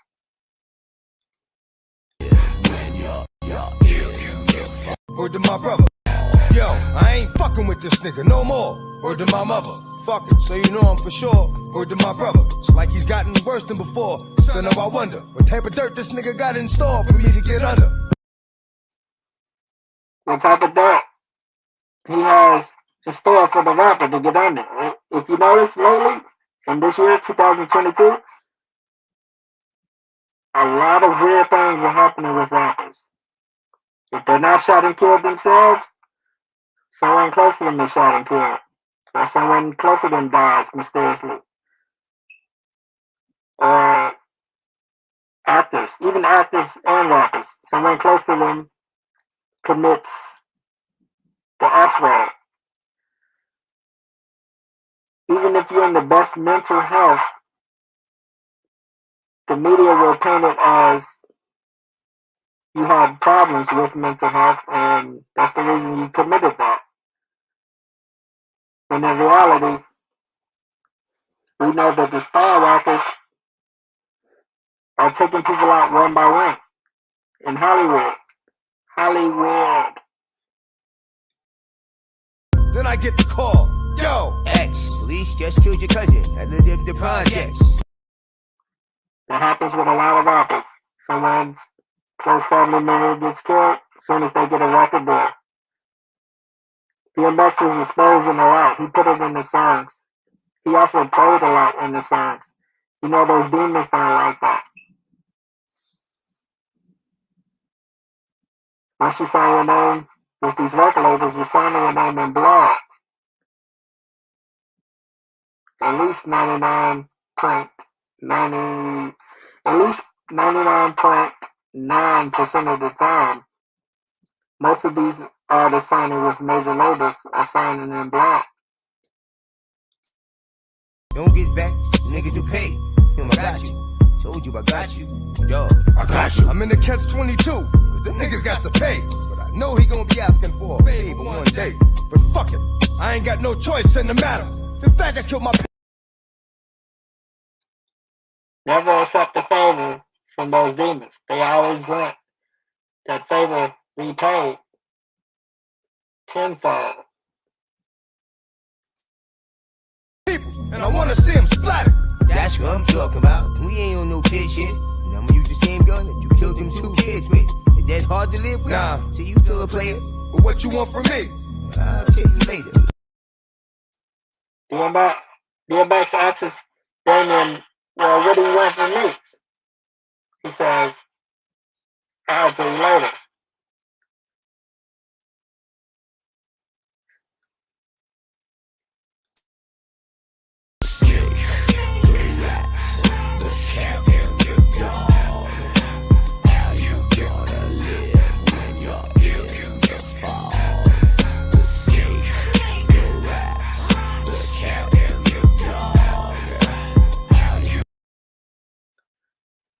This is also Marilyn Manson on the chorus. If you know about Marilyn Manson, you know he's very demonic, very gothic. And he's also allegedly a sellout.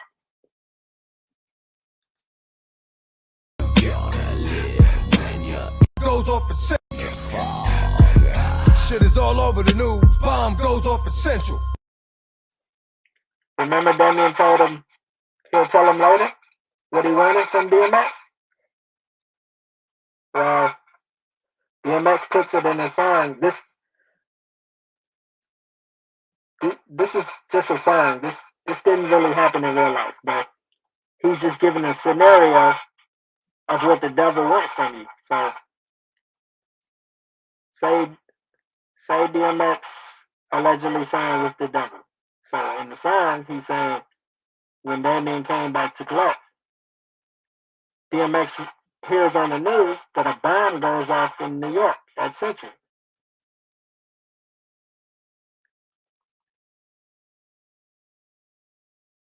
That can be compared to today's events and tragedies. Major rapper signs a deal. It wasn't major at first. And then a mass shooting happens in that city. I won't say what city, but you can do the research.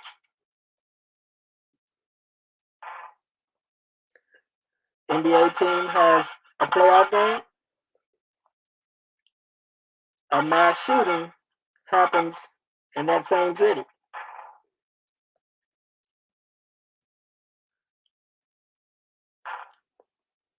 Boston Red Sox win the World Series. A tragic bombing happens in the same city of Boston. Do you get the connection here? Fuck have I gotten myself into?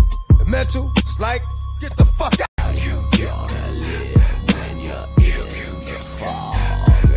Shit is all over the news. Bomb goes off at Central. What the fuck have I gotten myself into? The mental, it's like, get the fuck out of there. I'm out. Hey, going somewhere? Nah. What's your bag for? Fuck it, what you? Oh, going somewhere?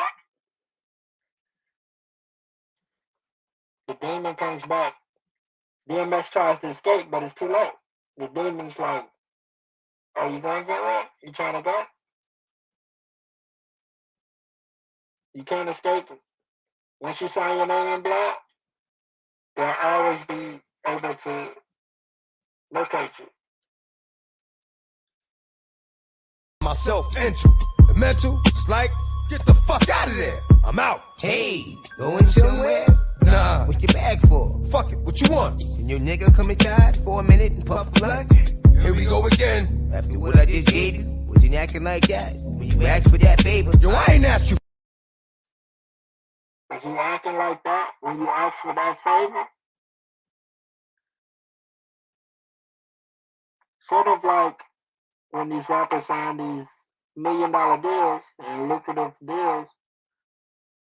It's like you owe the label something.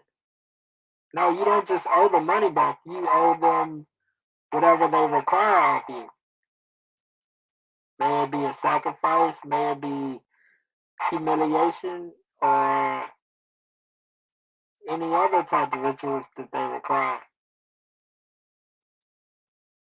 It's like DMX is having this conversation trying to warn artists that this is what they want of you. Did you hear Damien, the demon? He was like, "Were you acting like that when you asked for that favor? Basically, were you acting like that when I gave you that $1 million deal?"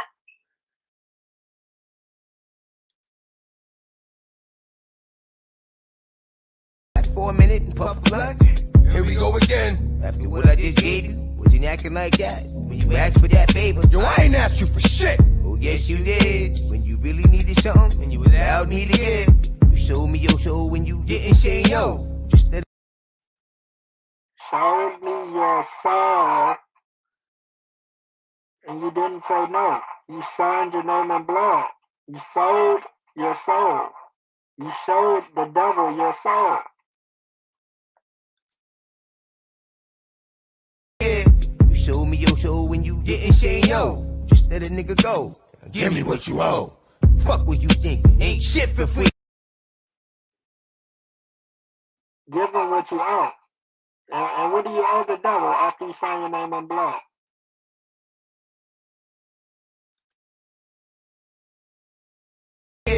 You showed me your soul when you didn't say no. Just let a nigga go. Give me what you owe. Fuck what you thinking. Ain't shit for free. And the motherfucker you know can defeat me. Forgive me, Father, for I have sinned. And with your help, I know the devil won't win. Say yo, just let it wasn't acting like that when you asked for that favor. Yo, I ain't asked you for shit. Oh yes you did. When you really needed something and you allowed me to give. You showed me your show when you didn't say yo. Just let a nigga go. Give me what you owe. Fuck what you think, ain't shit for free. And the motherfucker you know can defeat me. Forgive me, Father, for I have sinned. And with your help, I know the devil won't win.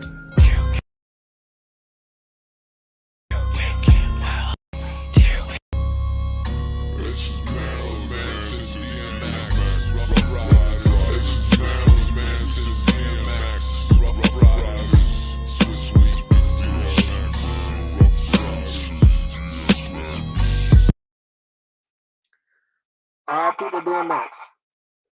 He exposed the industry. He talked about it a lot in interviews, jail interviews, and in his music. In my opinion, I really believe that he was taken out before his time, allegedly.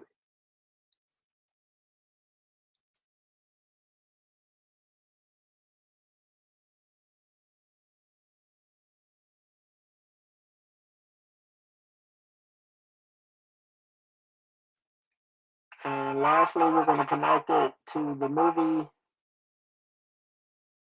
where someone just shows up at a couple's door. They're offered $1 million, but in return, they owe a soul or souls. But that's the price that comes with the money. Someone has to die. If anyone has ever seen this movie, it's called The Box with Cameron Diaz. The Box. It really exposes a lot of how Hollywood works. Even record deals work like this.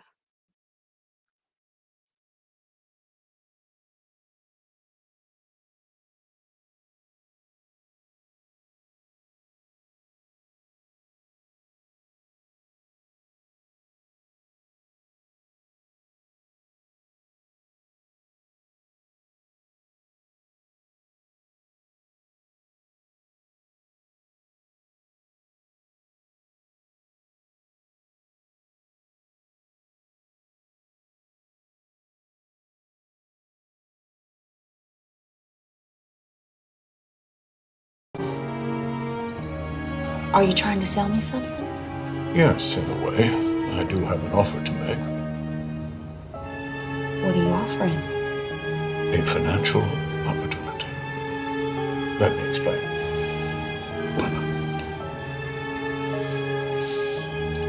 If you push the button, two things will happen. First, someone somewhere in the world whom you don't know will die. Second, you will receive a payment of $1 million. Are you for real? Oh, I assure you, Mrs. Lewis, this offer is quite real.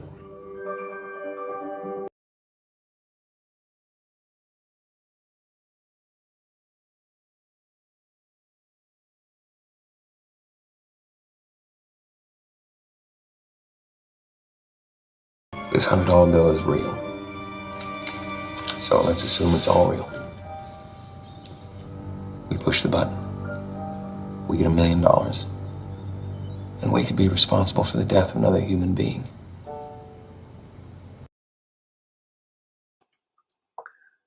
So an agent from the government shows up to their door, offers them $1 million. They have to push the button if they accept it. But what comes with it, if you accept it and push the button, someone randomly across the world will die. Does that not sound familiar to what's going on in the real world today?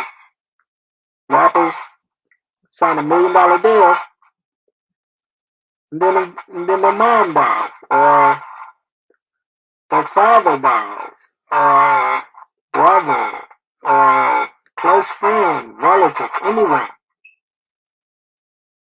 But it didn't happen until after that they signed in blood and pushed the button.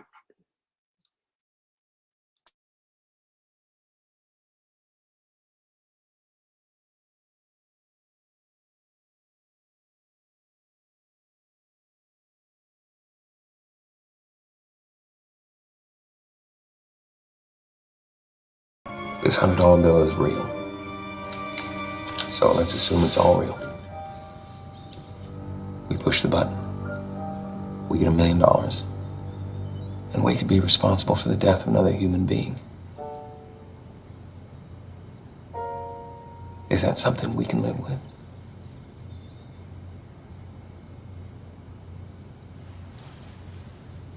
What if it's someone's baby? What if it's a murderer on death row? What if it's our neighbors across the street?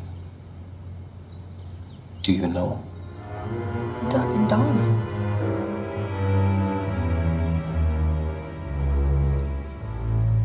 What do we want to do, Norma?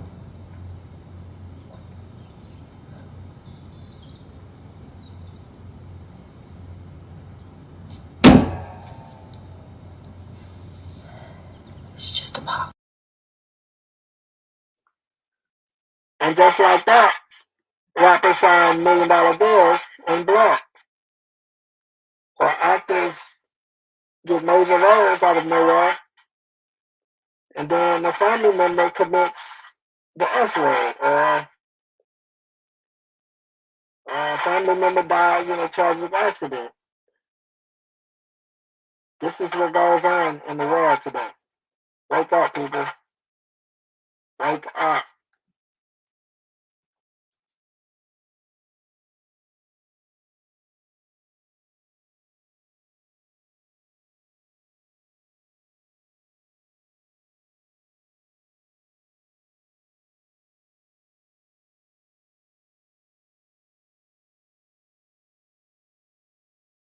This $100 bill.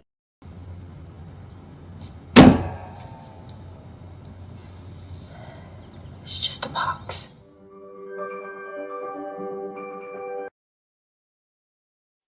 Yeah, it's just a box, alright.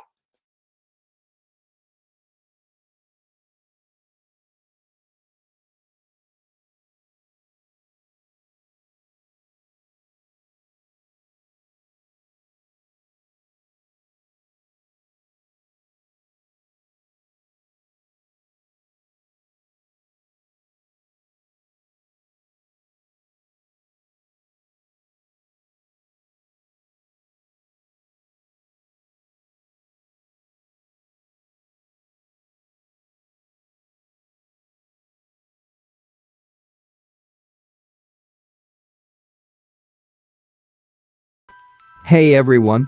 Welcome back to Movie Recap. Today I'm gonna show you a 2009 psychological thriller film called The Box. The film begins with a CIA internal memo being typed across the screen. It states that a man named Arlington Stewart has recovered from severe burn wounds and is delivering units related to the Mars project. The film then opens up in 1976 with Norma and Arthur Lewis cuddling in bed and awaking at 5:45 a.m. as the doorbell rings. Norma goes downstairs and looks through the peephole, seeing a black car drive off. Upon opening the door, she sees a package on her doorstep. Inside, she and her husband find a wooden box with a button protected by a glass dome, locked with a key, and a note reading Mr. Stewart will come at 5 p.m. Norma and Arthur then enjoy a nice breakfast with their son, Walter. Arthur goes to work at NASA, where he works in optics and helped in designing the camera on the Viking Mars probe. He finds he has been rejected from the astronaut program due to the fact that he failed the psychological exam. Norma goes to her job as a teacher at an elite private school teaching literature, where they are discussing Sartre's vision of hell. One of her students remarks on her limp after. If anyone knows about NASA, never a straight answer. NASA is one of the biggest scams allegedly in U.S. history. And what they teach you about Earth is actually the opposite. And we all know what they teach us.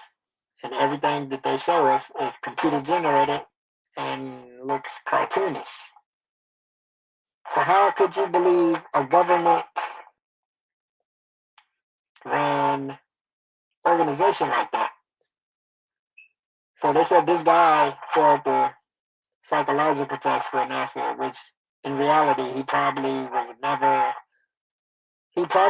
crossed over and joined the secret society.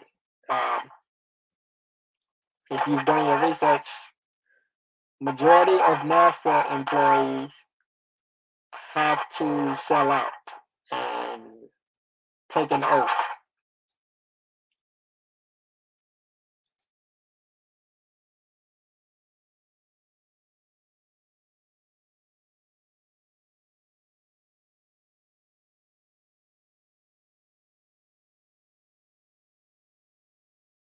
Hey everyone. Arthur goes to work at NASA, where he works in optics and helped in designing the camera on the Viking Mars probe. He finds he has been rejected from the astronaut program due to the fact that he failed the psychological exam. Norma goes to her job as a teacher at an elite private school teaching literature, where they are discussing Sartre's vision of hell. One of her students remarks on her limp, after which she shows her class her disfigured right foot, missing 4 toes. After class, Norma is informed by her boss that she will no longer be getting a discount for tuition and won't be able to pay for school for her son. Later that day, Norma returns home and Arlington Stewart appears at their door. Half of his face is missing. Norma looks at the clock and realizes it is 5 p.m. Arlington says that if she or her husband pushes the button, someone in the world that they do not know will die and they will receive $1 million. Arlington hands Norma a $100 bill from the briefcase of money and says she gets to keep it if the button is pushed or not. Arlington leaves and tells her she has 24 hours. Arthur returns and Norma tells him what has happened. After much discussion about whether Does that not sound similar to what DMX was rapping about in the song Damien? You sign $1 million deal, and all of a sudden, just random people die.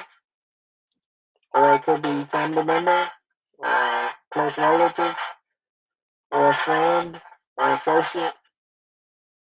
But this is basically the same plot.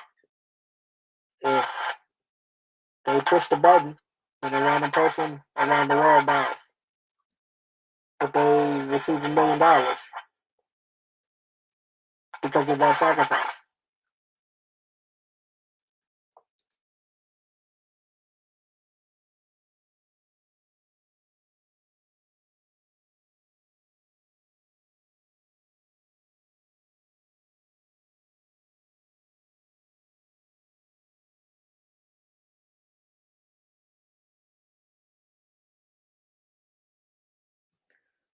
Technical difficulties.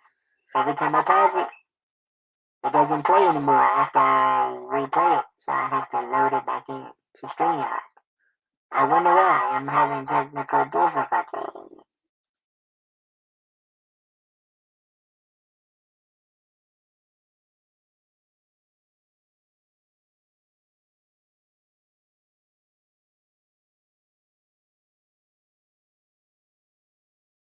Hey everyone. Father. Arthur Angton from a table, secrets and the button rises slightly, turns home, and Arlington says that if she or her husband pushes the button, someone in the world that they do not know will die and they will receive $1 million. Arlington hands Norma a $100 bill from the briefcase of money and says she gets to keep it if the button is pushed or not. Arlington leaves and tells her she has 24 hours. Arthur returns and Norma tells him what has happened. After much discussion about whether or not they should press the button and some tinkering with the box, Arthur finds nothing inside it. Norma suddenly jerks forward and hits it. The button rises slightly. Arlington returns and presents Norma and Arthur with the million without asking whether they press the button or not. He informs that they will not know who will receive the offer next and implies that Arthur, Norma, or their son will be the ones to die. Arthur storms after Arlington and attempts to return the million, but Arlington drives off. Arthur gets his license plate number. A 911 call is shown, where someone has been shot. The police enter the house and find a woman shot through the heart and a little girl locked in the bathroom upstairs. Arthur and Norma then attend a wedding rehearsal dinner where Arthur is instructed to select a present from a table, Secret Santa. A waiter, who happens to be the student of Norma's who prompted her to reveal her disfigurement, holds up 2 fingers to Arthur. Arthur then sees a box much like the one left on their doorstep, with the button in it. This time, there's a photograph of Arlington inside. Norma's sister tells Arthur that the student Arthur saw was the one who made fun of his wife's foot. Arthur meets and asks Norma's dad, who is a police officer, to run the license plate number of Arlington's car. Norma receives a phone call. She is informed by a waiter whose nose begins to bleed as he's leading her to the phone. It is Arlington, who scolds her for allowing her husband to make contact with the police, as Arlington somehow knows Arthur has spoken to Norma's father. Arthur angrily approaches the student from Norma's class and yells at him for making fun of Norma. He then storms out of the party, with Norma following him. As they start their car, they see "No Exit," the title of the Sartre play they went to see earlier, written into the frost on their windshield. When they get home, Arthur takes their babysitter, Dana, home. Dana had earlier gone down into the basement with their son Walter to see Arthur's Mars collection. She notices the picture of everyone who worked on the development of the camera. As they are driving, Dana acts strangely, asking Arthur strange questions such as, "What's pushing your buttons?" and comments like, "Look into the light." Her nose begins to bleed, and she passes out. Arthur attempts to wake her up and finds her driver's license, which shows her name is not Dana, but Sarah, and she is from Boston. He reaches the motel, where Dana has been staying, and she wakes up with a start. She tells Arthur it's not safe for him there, and to look in the mirror, because that's the only place with the answer. She then hurries away. In the motel, every door she passes opens and a startled-looking person stares her down. She reaches her room, where she has a large map and pictures of Arthur, Norma, and Walter. At home, Arthur looks at the large picture in the basement and sees that Arlington, prior to his injury, is in the photo. At a supermarket, Norma is approached by a panicked woman who tells her to look up a certain call number in the library and not to trust her husband before passing out with a bloody nose. Arthur finds out that Arlington's license plate is registered to the NSA. He asks Norma's father if he can go with him to see the house where the shooting mentioned earlier took place. Once there, he finds pictures of Arlington and a picture of a human resources book and a library call number. Arthur learns that the woman was shot at 4:45 p.m., the same time Norma pushed the button. The same time that she pressed the button. Sacrifice complete. Norma and Arthur both visit the library, separately. Norma avoids Arthur, as instructed by the woman in the supermarket. Norma finds a film reel, which shows Arlington prior to his disfigurement. Arthur is followed by a crowd of startled-looking people. He finds himself in a large hall filled with more scared-looking people. He approaches a woman he learns is Arlington's wife, and she tells him to follow her. He is presented with 3 gateways, made of hovering water. 2 lead to eternal damnation, 1 to salvation. Remembering the student who held up 2 fingers. Remember the doors? You know they give you options to walk through each door. You remember the doors that Noriega talked about? He said there's a door. They give you an option to pick which one. Arthur picks gate 2. He enters the water and finds himself whirling through whiteness. Norma is also led by 2 hollow-looking women to Arlington. He asks her how she felt when she saw his disfigurement, and she says she felt love because of her foot. She says that she felt bad for herself because of her foot, and seeing someone with a face disfigurement made her realize she would never feel sorry for herself ever again. Many years ago, her brother had dropped a barbell on her foot, and when she went to the doctor he put it in an X-ray machine and forgot about her, destroying the tissue in 4 of her toes. Arlington informs Norma that he was struck by lightning and can now communicate with those who control the lightning. Norma begins to cry and Arlington takes her hand. Norma is suddenly lying on her bed, with Arthur suspended above her in the same hovering water he stepped into earlier. Norma moves away just before Arthur falls out of the water. The water falls too, going all the way down their stairs. When cleaning up, Walter demands to know what is going on. Norma and Arthur do not answer him. More drama occurs and eventually, at the wedding of Norma's sister, their son Walter is kidnapped. Arthur is taken away by a gun-toting former employee of NASA. He is the same man who shot his wife, as earlier seen in the 911 call. He reveals to Arthur that he had to choose between his wife or his daughter. He asks if it was him or Norma that pushed the button, and he replies that his wife also pushed the button. He shows Arthur the book seen earlier in the picture, and the water portals are triptychs. The book is some sort of manual. They are then stopped by a man in a Santa Claus uniform, ringing a bell. As the two men are trying to figure out what is going on, they are hit by a large truck. We then see Arthur emerge from a NASA warehouse, which has been surrounded by military. He is taken away and told by his NASA friend that everything that happens next will have great ramifications. Creepy, right? The distraction caused them to stop. And then they were hit by a truck and the driver died. Does that not sound familiar to what goes on with these celebrities? You ever hear about car wrecks and people being hit by tractor trailer trucks? Yeah, they have a hand in everything, so they can make anything happen if you aren't obedient.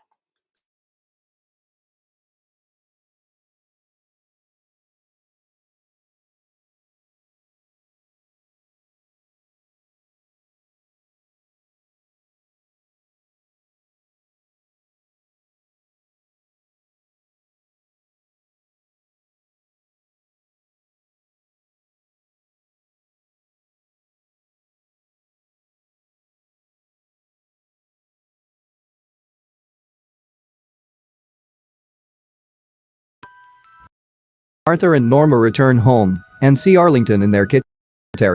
He is taken away. He reveals to Arthur that he had to choose between his wife or his daughter. He asks if it was him or Norma that pushed the button, and he replies that his wife also pushed the button. He shows Arthur the book seen earlier in the picture, and the water portals are triptychs. The book is some sort of manual. They are then stopped by a man in a Santa Claus uniform, ringing a bell. As the two men are trying to figure out what is going on, they are hit by a large truck. We then see Arthur emerge from a NASA warehouse, which has been surrounded by military. He is taken away and told by his NASA friend that everything that happens next will have great ramifications. Arthur and Norma return home and see Arlington in their kitchen.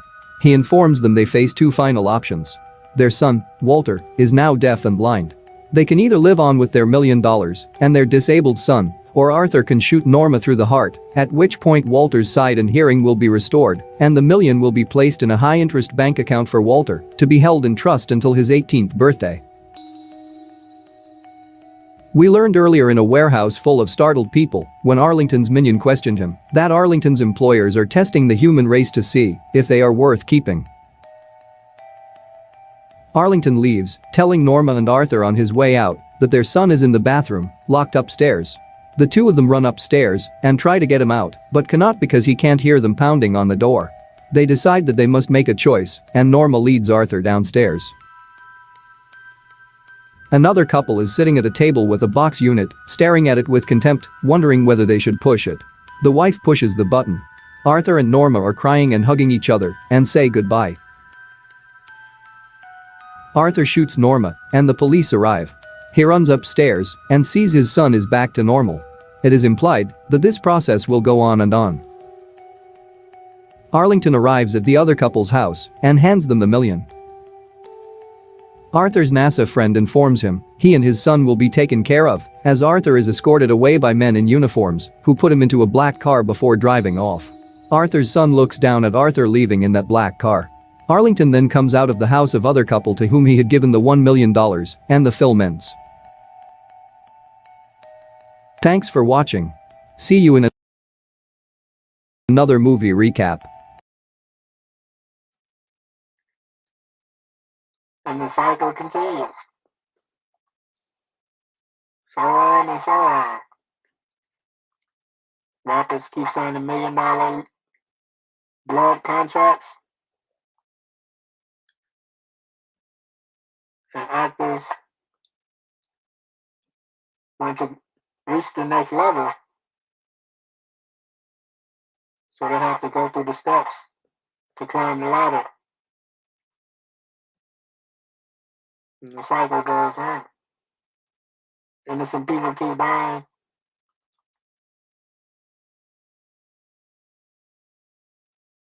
But there are millions to be made.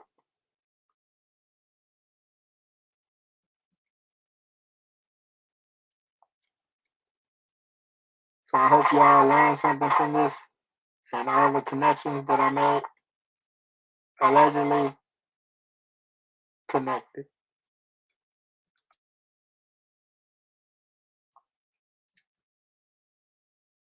So we'll just end the video right there.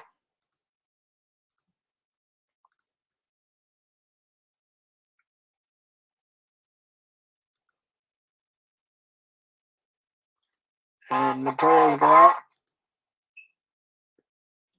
to all of those affected by the tragic events that happened yesterday on May 24th, 2022. Innocent children lost their lives, and for what reason?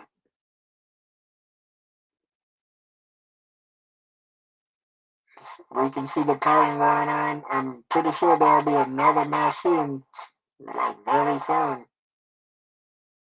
I am not a psychic. I just see the pattern that's going on.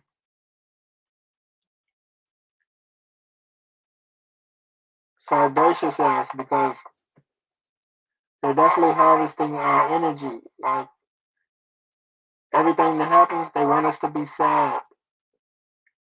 They want us to be distraught. That lowers our vibrations. And they work off of lowering our vibrations and our energy. And that's how they operate. If you don't know who they are, go do your research.